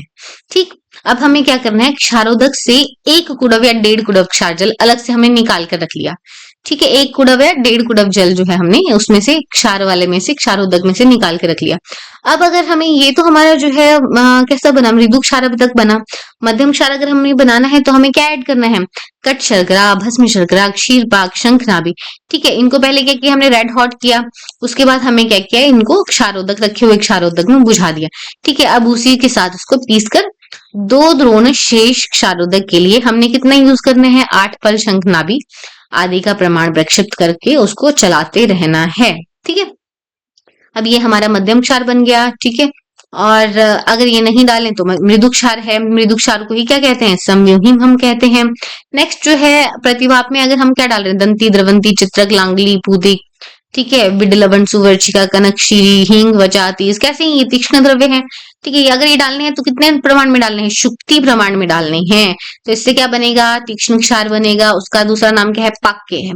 ठीक है, तीक्ष्ण क्षार का दूसरा नाम क्या है, पाक्य है। ये वाला हम कितना प्रमाण में डाल रहे थे, ये हम डाल रहे थे 2 द्रोण क्षारोदक में 8 पल शंखनाभी। यहाँ पे हम शुक्ति प्रमाण में इनको तीक्ष्ण द्रव्यों को डाल रहे हैं क्योंकि ये बहुत तीक्ष्ण है। अब इसके लिए क्या लिखा है, क्षार हमारा कैसा होना चाहिए, कैसे गुण होने चाहिए, नैवति तीक्ष्णो, न मृदु, शुक्ल लक्षण होना चाहिए, पिछल होना चाहिए, अविशंदी होना चाहिए, शिव शीघ्री होना चाहिए, जल्दी काम करने वाला होना चाहिए। ये 8 गुण क्या है, क्षार के हैं। कितने गुण हैं, 8 गुण हैं। नेक्स्ट देखो क्या है, दोष क्या है, अति मार्दव, श्वेत्य, अति, इन सबके साथ आगे लगा लेना, अति श्वेत्य, अति औष्ण, अति तीक्ष्ण, अति पैचल्य। ठीक है, सर्पित, सांद्र, अपक्व, हीन द्रवता, ये सारे क्या हैं, क्षार के दोष हैं। आगे क्या कह रहा है, अब हमें पता कैसे चलेगा मृदु, मध्य, तीक्ष्ण कैसा है, जो 100 गिनती तक एरंड नाल को जला रहा है, 100 गिनती करने पर एरंड नाल को जला रहा है, वो तीक्ष्ण है। 100 गिनती से पहले ही जला दे रहा है तो अति तीक्ष्ण हो गया। ठीक है, उसके बाद भी अगर जला नहीं पा रहा है 100 गिनती के बाद भी, तो अति मृदु हो गया। ठीक है, अभी ये कह रहे हैं कि अगर हमें क्षार लगाना है तो हमें कौन कौन सी वातज, पित्तज, कफज कंडीशन में कैसे कैसे उसको यूज करना है। तो वातज स्थान में अगर हमें क्षार लगाना है तो लेखन पहले करना है, पित्त स्थान पे पहले घर्षण करना है, कफज स्थान पे पहले प्रच्छान करना है। ठीक है, फिर नेक्स्ट हमारे पास देखो क्या है, लक्षण क्या है क्षार के दग्ध के, कृष्णता दग्ध लक्षणम। ठीक है, हमें कैसे पता चलेगा कि क्षार दग्ध हो गया है, कृष्णता दग्ध लक्षणम। बागभट जी क्या कहते हैं, पक्व जम्बू समान जो है लक्षण है। अभी उसका शमन कैसे करना है, अम्ल वर्गम शमिनम सर्पी मधु का संयुक्तम। ठीक है, अम्ल द्रव्य जो है वहां पे यूज करेंगे हम। और क्या कहा है, चूर्ण मिलाकर जो है हमें क्या करना है, मुलेठी और घृत का चूर्ण मिलाकर उसको उसकी जलन को जो है वो शांत करना है। तो हमारे पास अम्ल द्रव का उसका बाद में यूज करना है। और लक्षण क्या है, कृष्णता दग्ध लक्षणम, वाग्भट जी क्या कहते हैं, पक्व जंबू के समान वो हो जाएगा। नेक्स्ट देखो क्या लिखा है 23 नंबर कोटेशन पे। यहाँ पे क्या बता रहे हैं, तिलों का कल्क मुलेठी चूर्ण और घृत के साथ पीसकर लगाने से व्रण में क्या हो जाता है, रोपण हो जाता है। तो क्या क्या, तिलकल्क, मधु, मुलेठी और घृत, ये व्रण रोपण करने के लिए हम क्षार की कंडीशन में यूज कर रहे हैं। आगे आ जाओ, कटु रस अधिक मात्रा में इसमें होता है तो ये प्रधान है, और लवण रस कैसा है, अल्प मात्रा में तो अप्रधान है। दलहन जी जो है इसका अपोजिट कर दे रहे हैं। ठीक है, हमें तो एक ही याद रखना है, सुश्रुत का याद रख लो। ठीक है, कटु रस क्या है, प्रधान है, लवण रस अप्रधान है, दलहन जी अपोजिट बोल रहे हैं। ठीक, नेक्स्ट देखो, सम्यक दग्ध अगर हुआ है तो क्या होगा, विकार उपशमन होगा, लाघव होगा और स्त्राव जो है वो नहीं बहेगा। अगर हीन दग्ध हुआ है तो क्या होगा, तोद होगा, जो सिम्टम होते हैं वो बढ़ जाते हैं। ठीक है, ऐसे याद रखना है हीन दग्ध में। तो तोद, कंडू, जाड़े और व्याधि वृद्धि हो जाएगी। ठीक, और अति दग्ध वाली कंडीशन में क्या होगा, हमारे पास दाह, पाक, राग, स्त्राव, अंगमर्द, क्लम, मूर्छा, पिपासा, ठीक है, ये सारे, और लास्ट में मरण तक अतिदग्ध में हो जाएगा, मरण तक अतिदग्ध में हो जाएगा। ठीक है, सम्यक दग्ध है तो अपना आराम से विकार उपशमन होगा, लाघव होगा। ठीक है, ये हम ध्यान में रखेंगे। आगे क्या कह रहे हैं, क्षार किसमें यूज नहीं करना है, दुर्बल में, बाल, स्थविर, भीरू, ठीक है, इन सब में यूज नहीं करना है। उदरी, रक्त, पित्त, गर्भिणी, ऋतुमती पे नहीं यूज करना है। ठीक है, ज्वर, प्रमेह, रुक्ष, क्षत, क्षीण, तृष्णा, मूर्छा, ठीक है, क्लीब पे यूज नहीं करना है। और क्या लिखा है, फल योनि में यूज नहीं करना है, उद्वृत और फल योनि में यूज नहीं करना है क्षार। ठीक है, नपुंसक में यूज नहीं करना है। ये कंडीशन हमें याद रखनी है। उदर रोगी, फल योनि, गर्भाशय के ऊपर या नीचे भ्रंश हो गया है तो यूज नहीं करना है। गर्भिणी, रजस्वला स्त्री, इन सब में हम क्षार का यूज नहीं करते हैं। ठीक, अब क्या कह रहे हैं, वर्तम रोग को छोड़कर नेत्र के सभी रोगों में क्षार यूज नहीं करना। वर्तम पे यूज कर सकते हैं क्योंकि वो सबसे आउटर पार्ट है। ठीक, नेक्स्ट देखो क्या है 33 नंबर कोटेशन में, विष अग्नि शस्त्र शनि मृत्यु कल्पा क्षारो भवत्य अल्पम अति प्रयुक्तम। ठीक है, तो ये जो है विष, अग्नि, शस्त्र, ये वज्र के समान मृत्यु कारक होते हैं। ठीक है, तो बुद्धिमान जो चिकित्सक है वो प्रॉपर इसको पढ़ के ढंग से यूज को करे, इसके लिए ये रेफरेंस यहाँ पे आया है। नेक्स्ट हम एंटर कर रहे हैं अब अग्निगर्म विधि अध्याय पे। तो अग्निगर्म के लिए क्या कह रहे हैं, क्षाराद गरियासु क्षाराद गरियान क्रियासु विख्याता। ठीक है, जो हमारा क्षार है वो कैसे, दहन क्रियाओं में क्षार की अपेक्षा अग्नि को उत्तम माना है। तदग्नानाम रोगनाम अपुनर्भव, क्यों, क्योंकि उससे अगर अग्नि से दग्ध किया है तो रोग कैसे होते हैं, अपुनर्भव। ठीक है, दोबारा वो उत्पन्न नहीं होते हैं। ठीक है, जो जो रोग हमारे भैषज से, शस्त्र से, क्षार से वापस आ जाते हैं वो हमारे अग्निदग्ध से वापस नहीं आते हैं, ऐसा यहाँ पे कह रहे हैं। नेक्स्ट हम देखो क्या कह, नेक्स्ट देखो क्या लिखा है, आगे आ जाएंगे। तो यहाँ पे किस किस से हमें अग्निदग्ध किस किस से कर सकते हैं, तो पिपली, आज, शक्तित, गोदंत, शर्शलाका, जम्बोष्ट, इतरलोह। ठीक है, इनसे हम जो है कौन सा दहन कर सकते हैं, त्वचा में दहन कर सकते हैं। क्षौद्र, गुड़, स्नेह जो है ये किस लिए यूज होता है, ये स्नायु दहन के लिए यूज होता है। ठीक है, बाकी जो हमारा जाम्बू, इतरेष्ठ लोहा, ये मांसगत कंडीशन में यूज होगा। गुड़ स्नेह सीधा स्नायुगत कंडीशन के लिए यूज होगा। ठीक है, संधिगत स्थानों में ये हमारा शहद, गुड़ और स्नेह पदार्थ जो है वो ये 3-4 जगहों पे यूज होंगे, सीधा स्नायु संधि में। ठीक, अगर मांसगत रोगों में दहन करना है तो हमारी जाम्बुओष्ठ से हम यूज करेंगे। और त्वचा में दहन करना है तो हमारी जो सिंपल चीजें हैं, पिपली, अजशकृत, गोदंत, शर्शलाका, ठीक है, इनका यूज करेंगे। ठीक, आगे आते हैं, शरद और ग्रीष्म ऋतु के सिवाय बाकी ऋतु में हम अग्निकर्म कर सकते हैं। तो शरद और ग्रीष्म ऋतु कैसी हैं, उष्ण ऋतुएं हैं। ठीक है, इसमें हमें अग्निकर्म नहीं करना है, ये हमें ध्यान में रखना है। अच्छा, ऊपर जैसे यहाँ पे वाग्भट जी का एक कोटेशन है, कोटेशन नंबर 5 से ऊपर देखो, वाग्भट ने पीचू, वर्ती, सूर्यकांत, मोम इनको भी दहन उपकरण में माना है। ठीक है, आगे आ जाओ 6 नंबर कोटेशन में क्या कह रहे हैं, पिच्छलन खिलाकर जो है अग्निकर्म यहाँ पे करने को कहा है। पिच्छलम अन्नम भुक्तवंतम, ठीक है, पिच्छलन खिला के अग्निकर्म करने के लिए कहा है। और किसमें हम बिना खिलाए करते थे, अश्मरी, भगंदर, अर्श, मुख रोग। ठीक है, यहाँ पे मूड गर्भ का डिस्क्रिप्शन इन्होंने नहीं दिया है, बट हम किसमें करते हैं, अश्मरी, भगंदर, अर्श और मुख रोग में हम अग्निकर्म जो है कैसे करते हैं, बिना खिलाए करते हैं। बाकियों में क्या क्या खिलाएंगे, पिच्छल अन्न खिलाएंगे, लघु अन्न हम शस्त्र कर्म के लिए दे रहे थे। ठीक है, अब आगे देखो क्या क्या हमें त्वक दग्ध में क्या सिम्टम मिलेंगे। शब्द प्रादुर्भाव, चटचट की आवाज आएगी, दुर्गंधता, एक स्मेल सी आती है गंदी, और त्वक संकोच हो जाएगा। ठीक है। कपोत वर्णता, अब मांस दग्ध में मांस किसका, कबूतर का मांस। ठीक है। कपोत वर्णता, कपोत वर्णता, और क्या होगा, अल्प शब्द होगा, वेदना होगी और शुष्क संकुचित व्रणता हो जाएगी। कृष्णोन्नत व्रणता, काला जो है काला पीला किसमें होगा, स्नायु, स्नायु दग्ध में होगा। कृष्णोन्नत व्रणता, स्त्राव संयोज, स्त्राव रुक जाएगा। ठीक है। ये सिरा स्नायु दग्ध में होगा। ठीक है। सिराओं में क्या होता है, ब्लड फ्लो निकलता है ना, तो उसको अगर हम कॉटरी कर देते हैं तो क्या होता है, स्त्राव निरोध हो जाता है। ठीक है। बाकी सिरा कैसे हो जाएगी, काली हो जाएगी। नेक्स्ट देखो संधि अस्थि दग्ध में क्या है, रुक्षता, अरुणता, कर्कशता और स्थिर व्रणता। ठीक है। ये जो कंडीशन है ये हमें इसमें मिलेगी। नेक्स्ट देखो क्या है, सिर के रोग और अधिमंथ में। ठीक है। भौ, ललाट, शंख प्रदेश में दहन कर्म करना है। कहाँ करना है सिर के रोग और अधिमंथ में, भ्रू, ललाट, शंख देशेषु। और हमारे जो वर्तमगत रोग हैं तो उसमें क्या करेंगे हम, आद्र अलक्तक प्रतिच्छिन्ना दृष्टि कृत्वा। पहले हम क्या करेंगे, गीले वस्त्र से आंखों को, पलकों को ढक लेंगे। ठीक है। वर्तम को ढक लेंगे और फिर रोमकूप जो है हमारे, ठीक है, वहां पे बालों को या बालों की जड़ों में दग्ध करते हैं। ठीक। तो अधिमंथ और सिर के रोगों में क्या कर रहे हैं, भ्रू, ललाट, शंख प्रदेशेषु। और आद्र अलग तक प्रतिच्छन्ना, आंखों को ढककर रोमकूपों या बालों में कब कर रहे हैं, वर्तमगत रोगों में कर रहे हैं। ठीक है। आगे देखो क्या कह रहे हैं, त्वग, मांस, सिरा, स्नायु, संधि, अस्थि में होने वाली वायु की तीव्र पीड़ा में, जिस व्रण में मांस उभरे हुए हैं, कठोर सुप्त शून्यता है, ग्रंथि, अर्श, अर्बुद, भगंदर, अपची, श्लीपित, चरम कील, तिल, कालक, ये सब है, आंतरवृद्धि है, संधि के रोग हैं, सिराएं कट जा रही है, नाड़ी व्रण है, रक्त का अधिक स्राव हो रहा है। इस कंडीशन में हम क्या करेंगे, इमरजेंसी में अग्निकर्म करेंगे। ठीक है। अब इसके भी दहन विशेष जो है, अग्निकर्म के 4 टाइप है। दहन विशेष को कहा है, क्या क्या है, बलय, राउंड राउंड, बिंदु, डॉट, विलेखा। ठीक है। ऐसे।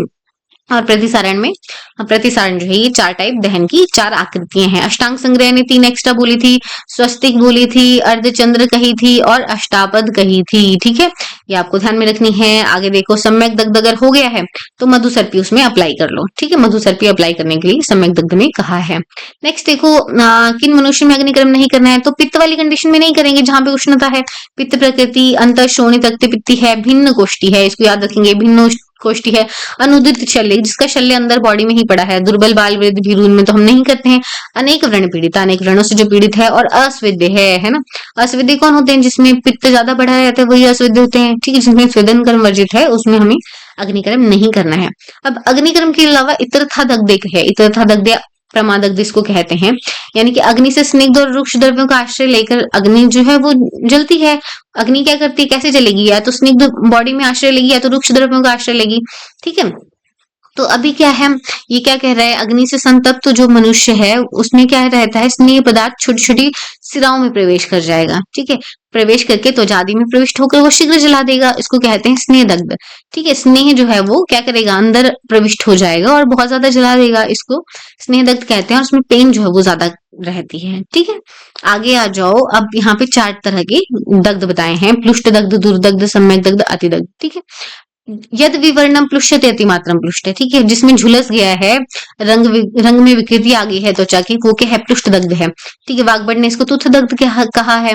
दुर्दग्ध क्या हुआ, दुर्दग्ध में क्या है, स्फोट आ जाएगा, तीव्र चोष, दाह, राग, पाक होगा, वेदना बहुत ज्यादा होगी, वो दुर्दग्ध है। ठीक है। सम्यक दग्ध कैसा है हमारा, जो सही होगा, अनवगाढ़, जो बहुत ज्यादा डीप नहीं है। ताल फल वर्ण इंपॉर्टेंट है, ताल फल वर्ण वाला हमारा कैसा है, सम्यक दग्ध है, सुसंस्थित है, प्रॉपर जो उसके लक्षण बताए हैं वैसा वैसा जो हमारा है वो सम्यक दग्ध है। अति दग्ध में क्या होगा, मांस अवलंबन, मांस लटकने लग जाएगा, गात्र विश्लेष हो जाएगा, और सिरा, स्नायु, संधि, अस्थि व्यापद जो है वो अति मात्रा में हो जाएंगे। कि कौन कौन से व्यापद हो सकते हैं, ज्वर, दाह, पिपासा, मूर्छा, ये सारे व्यापद जो है इसमें हो सकते हैं। व्रणस्य चिरेण रोहती रूढ़ व्रण भवती। ठीक है। जो व्रण है वो देरी से भरेगा। ठीक है। और भर जाने पर भी कैसा हो जाएगा, वो विरूप हो जाएगा, विवर्णो भवती, रूढ़स्य विवर्णो भवती, रूढ़ जो है वो विवर्ण हो जाएगा। और लास्ट में क्या कह रहे हैं, अग्निदग्ध लक्षण ठीक से जानकर चिकित्सा करने पर वैद्य आत्मकर्म में प्रसादक होगा। ठीक है। आत्मकर्म प्रसादकम किसके लिए लिखा है, वैद्य के लिए लिखा है, कि अगर वो प्रॉपर ट्रीटमेंट करेगा तो आत्मकर्म में प्रसादक होगा। ठीक है। उसके चिकित्सा कर्म में वो सही होगा। नेक्स्ट देखो क्या है, जिसे अग्निकर्म से कुपित हुआ मनुष्य, उसका क्या हो जाता है, सबसे पहले रक्त खराब होता है, और उसके साथ साथ उसका पित्त भी कुपित हो जाता है। ठीक है। क्योंकि रक्त पित्त दोनों की विधि कैसे हैं, समान है, तो रस और द्रव्य की दृष्टि धर्मी समान धर्मी होने से इसकी पेन भी क्या है, रस और द्रव्य की दृष्टि से इनकी पेन जो है वो तीव्र वेदनाएं होती हैं, स्वाभाविक दाह होता है, फोड़े निकल जाते हैं, ठीक है। और बंदा क्या है वो ज्वर और पिपासा से पीड़ित हो जाता है, क्योंकि वहां पे रक्त और पित्त दोनों दुष्ट हो रहा है। आगे क्या कह रहे हैं, पृष्ठ भाग अगर जल गया है तो उसको क्या करना है, अग्नि से तपाना है। हेतु विपरीत चिकित्सा यहाँ पे बोल रहे हैं। जो लेप भी हम यूज कर रहे हैं, जो पीने के लिए उसको दे रहे हैं, वो औषधियां भी कैसी होनी चाहिए, उष्ण गण वाली होनी चाहिए, ठीक है। इसमें हम शीतोपचार नहीं करते, क्यों? क्योंकि जो शीतल अगर हम उपचार करेंगे तो रक्त क्या हो जाएगा, स्कंदित हो जाएगा, गाढ़ा हो जाएगा, ठीक है। तो व्रण प्रक्षालन के लिए भी हम उष्ण का ही प्रयोग करेंगे, किसमें, पृष्ठ दग्ध में। फिर आते हैं दुर्दग्ध पे, तो दुर्दग्ध में क्या कहते हैं, शीत उष्ण दोनों उपचार इसमें हम करेंगे। घृत भी लगाएंगे, आलेप सेक जो है, घृत आलेप सेक अगर हम यूज कर रहे हैं तो उसका कैसा यूज करेंगे, शीत रूप में उपयोग करेंगे, किसका, घृत आलेप सेक का, ठीक है।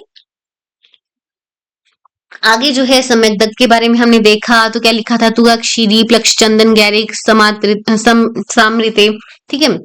गिलोय के साथ जो है क्या क्या यूज किया, तुगक शीरी प्लक्ष चंदन गैरिक हमने यूज किया।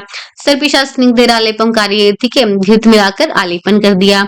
और क्या लिखा है, ग्राम्य अनूप औदकेर पिष्टेर मास प्रलेपित, मास का प्रलेपन किया। और क्या, पित्त विद्रिधिवत, पित्तज विद्रिधिवत, यहाँ पे हमने सम्यक दग्ध में उपचार किया। पित्तज विसर्वत उपचार किसमें कर रहे हैं, हम अतिदग्ध में उपचार कर रहे हैं। और वहां पे गुडुची पत्र से व्रण को आच्छादित कर रहे हैं, ठीक है। गुडुची पत्र से अतिदग्ध में हम व्रण को आच्छादित कर रहे हैं, ठीक है। जो लटका हुआ मांस था वहां पे उसको निकाल लेना है, और शीतल उपचार सबसे पहले अतिदग्ध में हमें करना है। अभी इंपॉर्टेंट क्या है, शाली तंडुल कंडने से हमें क्या करना है, शाली पश्चात शाली चावलों के चूर्ण और तिंदुकी की छाल की क्वाथ में घृत मिलाकर लेप करना है, ठीक है। उसका व्रण का फिर गुरुची के पत्तों से आच्छादन कर दिया। फिर हम कमल के पत्र यूज कर सकते हैं जो कि ठंडे रहते हैं। और ट्रीटमेंट कैसे किया हमने, पित्तज विसर्प की तरह ट्रीटमेंट किया। लास्ट में हमारे पास क्या है, मोम मुलठी लोध्र राल मंजीर चंदन मुरवा, ये सब हमने यूज किया। और चतुर्गुण घृत, घृत से चौगुना पानी डालकर यहाँ पे हमने एक घृत पाक किया। ये घृत कैसा है, रोपक घृत है, तो रोपक घृत का यहाँ पे हमने यूज किया। नेक्स्ट हमारे पास धूमोपथ के लक्षण कह रहे हैं। धूमोपथ के लक्षण में क्या कह रहे हैं, क्या है, श्वसती क्षौती चत्यर्थम अधमाती कास्ती, ठीक है। बार बार उसको क्या छींकेंगी, पेट जोर से अफारा हो जाएगा, खांसी चलेगी, नेत्र में जलन होगी, लालिमा होगी, श्वास क्रिया में धुआं छोड़ेगा, ठीक है। श्वास में गंध भी कैसी आएगी, धुएं जैसी आएगी, और गंध ज्ञान उसको नहीं होगा। यही सब होता है अगर बहुत ज्यादा धूम वाली कंडीशन में कोई चला जाए, ठीक है। और श्रवण शक्ति नष्ट इसमें हो जाएगी। और पहचानने की, रस्सी को पहचानने के, यानी कि जो हमारी नेत्र की ज्योति है वो भी हमारी कम हो जाएगी, ठीक है। गंध ज्ञान भी नहीं रहेगा। तो ये 3-4 कंडीशन यहाँ पे होंगी। नेत्रों में कैसे रहेगी, जलन और लालिमा रहेगी, ठीक है। तो धूमोपथ की हमें ट्रीटमेंट क्या करनी है, वमन, ठीक है। सबसे पहले वमन कराना है। वमन से कोष्ठ शुद्धि होगा, ठीक है। और जो अंदर गंध प्रविष्ट हुई है वो नष्ट होगी। फिर हम कराएंगे कवल ग्रह। कवल ग्रह से जो उसकी इंद्रियां हैं शब्द स्पर्श गंध वाली, वो ठीक हो जाएंगी। फिर हम कराएंगे शिरोविरेचन, ठीक है। शिरोविरेचन से क्या हो जाएगा, शिरोविरेचन से उसका मन सब निर्मल हो जाएगा, और रोगी की दृष्टि भी शुद्ध हो जाएगी। सिर और गला क्या हो जाएगा, साफ हो जाएगा। उसके बाद हम उसको आहार देंगे।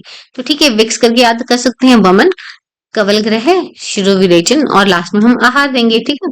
आहार, लास्ट में हम आहार देंगे, ठीक। तो इसको हम ध्यान में रखेंगे। नेक्स्ट हम आएंगे उष्ण वायु से, अगर लू लग गई है, ठीक है, तेज धूप से दग्ध है, तो शीतोपचार उसका करेंगे, ठीक है। अगर अधिक ज्यादा उसकी ठंडी वर्षा ऐसी कोल्ड उसको इंजरी हुई है, ठीक है, तो वहां पे हम क्या करेंगे, वहां पे उसको हम क्या करेंगे, क्या कह रहे हैं, स्निग्ध और उष्ण उपचार दोनों करेंगे। तो स्निग्ध भी करेंगे और साथ में उष्ण करेंगे। शीतोपचार किसमें कर रहे हैं, उष्ण लू लगने पे। ठंडी अगर उसको लग गई है तो स्निग्ध तो करेंगे ही करेंगे, उसके साथ उष्ण तो करेंगे ही करेंगे, उसके साथ स्निग्ध उपचार भी करेंगे, ठीक है। ध्यान में रहेगा, स्निग्ध उपचार के साथ साथ हम क्या करेंगे, उष्ण उपचार करेंगे। स्निग्ध उपचार के साथ साथ हम उष्ण उपचार करेंगे, ठीक। तो ये हमारे पास किसमें है, अधिक शीत और वर्षा, अगर उसको अधिक ठंड लग जाती है, ठीक। नेक्स्ट, अगर तेज विद्युत बिजली किसी पे गिर गई है तो उसकी चिकित्सा में लाभ नहीं होता, बट हम क्या कर सकते हैं, अब अगर बंदा जीवित रह गया तो स्नेह अभिषंग परिषेक प्रदेह जो है यूज करेंगे। स्नेह अभ्यंग परिषेक और प्रदेह का यूज इसमें करेंगे, ठीक है। फिर आगे चलते हैं, लास्ट चैप्टर हमारा कौन सा आ रहा है, अभी जलौकावचारणी आ रहा है, ठीक है। नेक्स्ट यहाँ पे क्या कह रहे हैं, जलौकावचारणी पे जो जलौका से हम रक्त निकालने का जो तरीका है वो कैसा है, परम सुकुमार तरीका है, परम सुकुमार तरीका है जलौका से रक्त निकालना। ठीक है, श्रृंग जो है वो स्निग्ध होता है तो वात का शमन करता है, जलौका जो है शीत होती है तो पित्त का शमन करती है, तुम भी रुक्ष होती है तो कफ का शमन करती है। गो श्रृंग के लिए क्या कहा है, उष्ण है, मधुर है, स्निग्ध है। ठीक, ये इसको गुण बताए हैं। तो दूषित वात से दूषित रक्त का अवशेषण इससे कराना चाहिए। जोंक के लिए क्या कहा, शीत दिवासा, ठंडे में रहती है और कैसी होती है, रस में मधुर होती है, इसलिए दूषित पित्त से दूषित रक्त का अवशेषण कराओ इससे। तुम भी क्या कहा, कटु रस वाली होती है, रुक्ष होती है, तीक्ष्ण होती है। ठीक है, इसलिए कफ से दूषित रक्त का अवशेषण में ये हितकारी है। ठीक है, जहां से हमने रक्त निकालना है वहां पे थोड़ा सा क्या करो, उसको थोड़ा सा कट लगाओ और वहां पे अगर हमें स्ट्रिंग से ब्लड निकालना है तो क्या करना है, उसको लगाकर वस्त्र से डोरे से बांधा और सींग के मुख में रखकर उधर से आचूषण हमने करना है। तोम्बी में क्या करते हैं, दीपक एक उसके अंदर जला देते हैं। ठीक है, दीपक उसके अंदर जला देते हैं, वहां पे नेगेटिव प्रेशर क्रिएट होता है, वो दूषित रक्त को खींच लेता है। नेक्स्ट देखो, जलौका के टाइप बताए, कितने बताए हैं, 12 टाइप बताए हैं। कितने बताए हैं, 12 टाइप बताए हैं, 2 नहीं बताए हैं, 12 बताए हैं। 12 तरह की जलौका होती है, 6 सविश, 6 निर्विष होती है। अब इसमें अंजन चूर्ण वर्णा कौन सी थी, पृथुशिरा कृष्णा थी। वर्मी मत्स्य वदायता कौन सी थी, जिसकी छिन्नोन्नत कुक्ष थी, कर्बुरा थी। रोमश महापार्श्वा कृष्णमुखी अलगर्दा थी। ठीक है, इंद्र युधावत कौन सी थी, जो रंग बिरंगी थी, चित्रिता थी, इंद्र युधा थी, है ना, इंद्रधनुष जैसी।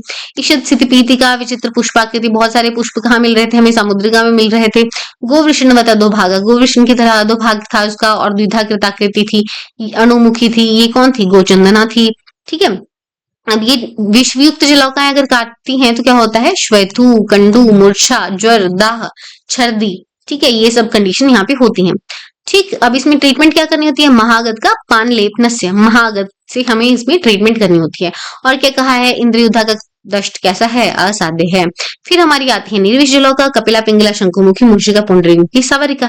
ठीक है, मनशिला रंजित कौन सी है, मनशिला रंजित है जो पार्श्व से और पृष्ठ से कैसी स्निग्ध है, मुग्ध वर्ण है, वो कौन सी है, कपिला है। कपिल कैसा है, मनशिला रंजित है और कैसी मुग्ध वर्ण है। किंचित रक्ता है, कुछ कुछ रेडिश है और गोल गोल है, वृत्तकाय है। ये कैसी है, पिंगला है। पिंगला कैसी है, आशुगा है, आशुगा है। ठीक है, जल्दी जल्दी वो चलती है। अब देखो अगली क्या है, यकृत वर्ण, यकृत वाले वर्ण की है, शीघ्र पाइन, जल्दी जल्दी पीती है, दीर्घ तीक्ष्ण मुखी है। ये कौन है, शंकुमुखी है। शंकुमुखी है इसलिए वो दीर्घ तीक्ष्ण मुखी है और जल्दी जल्दी पीती है। ठीक है, ब्लड को जल्दी जल्दी पीती है और कैसी है, यकृत वर्ण है। मूषिका कैसी रहेगी, गंदी स्मेल आती है उसमें, मूषिका आकृति है और अनिष्ट गंध है, बैड स्मेली है। ठीक है, बैड स्मेली है बट है कैसी, निर्विष जलौका है। नेक्स्ट देखो, मुद्ग वर्ण दोबारा आ गया, मुद्ग वर्ण है, पुंडरीक तुल्य वक्त्र है, पुंडरीक की तरह उसका वक्त्र है, मुंह है, तो ये क्या है, पुंडरीक मुखी, मुंह ही उसका पुंडरीक की तरह। ठीक है, लास्ट जो हमारी आती है पद्म पत्र वर्ण, पद्म पत्र की पद्म के पत्ते की तरह वर्ण है उसका, और 18 अंगुल प्रमाण है, 8 अंगुल प्रमाण की ये जलौका है। कौन है ये, सावरिका है। ठीक है, सावरिका है, पशुओं में यूज करते हैं। ठीक, ये 18 अंगुल वाली जो सावरिका है इसको पशुओं में यूज करते हैं। कहाँ कहाँ मिलती है जलौका, यवन, पांड्य, सह्य, पौतन क्षेत्रों में मिलती है। ठीक है, इसको कैसे पकड़ना है, गीले चर्म से, ग्रहणम आर्द्र चर्मणा। ठीक है, उससे उसको पकड़ना है। तालाब से कुछ कीचड़ लाके उसको क्या करना है, घड़े पे डाल देना है, घड़े में डाल के 3-3 दिन पर घड़े का पुराना पानी हटाना है, उसको उसमें नया जल भर देना है। ठीक, 3-3 दिन पे ही उसका जो फूड है वो भी चेंज करना है। 7-7 दिन पे, 7-7 दिन के बाद क्या करना है, घड़ा ही बदल देना है। ठीक, आगे क्या लिखा है, जोंक को लगाने पर क्या है, जोंक को लगाने पर यदि अरुज हो तो मिट्टी गोबर के चूर्ण से घिस दो। अगर जोंक लगाने का स्थान जहां भी हमें जोंक लगानी है वो उसमें पेन नहीं है तो मिट्टी और गोबर के चूर्ण से घिस दो। ठीक है, और उसको जो हमारी जोंक है उसको क्या करते हैं, पहले हल्दी का कल्क लगाकर उसको उस पे लगाते हैं ताकि वो विगत ग्लानि हो जाए। ठीक है, व्रण पे उसको लगाते हैं हल्दी और सरसों का कल्क लगाकर। ठीक है, ताकि वो विगत ग्लानि हो जाए। हल्दी और सरसों का कल्क लगा के वो क्या हो जाती है, विगत ग्लानि हो जाती है। अब हमें कैसे पता चलेगा कि वो जो है ब्लड पी रही है, तो अश्वखुर वदना नाम, अश्व के खुर की तरह वैसी ऊंची उठी रहती है जो। ठीक है, तो हमें पता चल जाएगा कि वो अब जो है क्या कर रही है, ब्लड सक कर रही है। ठीक, तो इसके आगे देखो क्या है, अगर तोद कंडू होने लग जाए तो मत समझ लो वो शुद्ध रक्त पीने लगी है। अब उसको हमें, उसको शोणित की गंध जो है बढ़िया लग रही है इसलिए वो हट नहीं रही है, तो अभी हमें क्या करना है, लवण, सैंधव लवण जो है वो छिड़क देना है ताकि वो वहां से हट जाए। ठीक है, अब क्या कहा इन्होंने, अशुद्ध रक्त पीकर अब वो जब जमीन पे गिर पड़ेगी तो चावलों की किणकी उसके मुख पर और सैंधव लवण मसल कर, ठीक है, उसको क्या करना है, हमें उसका जो ब्लड है, अशुद्ध रक्त है, उसको निकाल देना है। हमें एक हाथ से पकड़ के दूसरे हाथ से, दक्षिण हाथ से उसका क्या करना है, अंगुष्ठ उंगली के सहारे से उसकी पूंछ से मुख की ओर अनुलोमन करना है, ताकि उसको हमें क्या करना है, निचोड़ देना है। ठीक है, अगर नहीं प्रॉपर निचोड़ा तो उसको क्या कहते हैं, दुर्वांता कहते हैं। दुर्वांता नामक जो को क्या हो जाता है, इंद्रमद नाम की असाध्य व्याधि हो जाती है। वाग्भट इसको रक्तमत्ता कहते हैं। ठीक, बाद में जो हमारा दंश स्थान है उस पे क्या करेंगे, शतधौत घृत को अप्लाई करेंगे। ठीक है, उसका अभ्यंग करेंगे, उसका उसका आलुप्त पिच्चू रखेंगे। ठीक है, ये इसका किसका उपचार है, जलौकाकृत व्रण का उपचार है। शहद से घर्षण करके शीतल जल से सेचन करेंगे और व्रणों पे पट्टबंधन कर देंगे। और ड्रग्स क्या क्या यूज करेंगे, कषाय, मधुर, स्निग्ध, शीतल द्रव्य पदार्थों के यहाँ पे लेप करेंगे। ठीक है, तो यहाँ पे हमारा ये चैप्टर खत्म होता है, अभी यहीं तक करेंगे। ठीक है, ये सब आपने देख लेना है। जो आपको यहाँ पे मुश्किल लगा या जो पार्ट आपको लगता है कि ये वाला मेरा अच्छे से क्लियर नहीं है, उसको आपने थोड़ा टाइम लगा के, आधा घंटा लगा के इसको फिर से देखो। ठीक है, और फिर से इसको रिवाइज एक बार करो। ठीक, अगर आपको हेल्पफुल लगता है तो आप अपने फ्रेंड्स के साथ शेयर करो। ठीक है, तो इससे मोटिवेशन मिलता रहेगा अगले और लेक्चर बनाने का भी।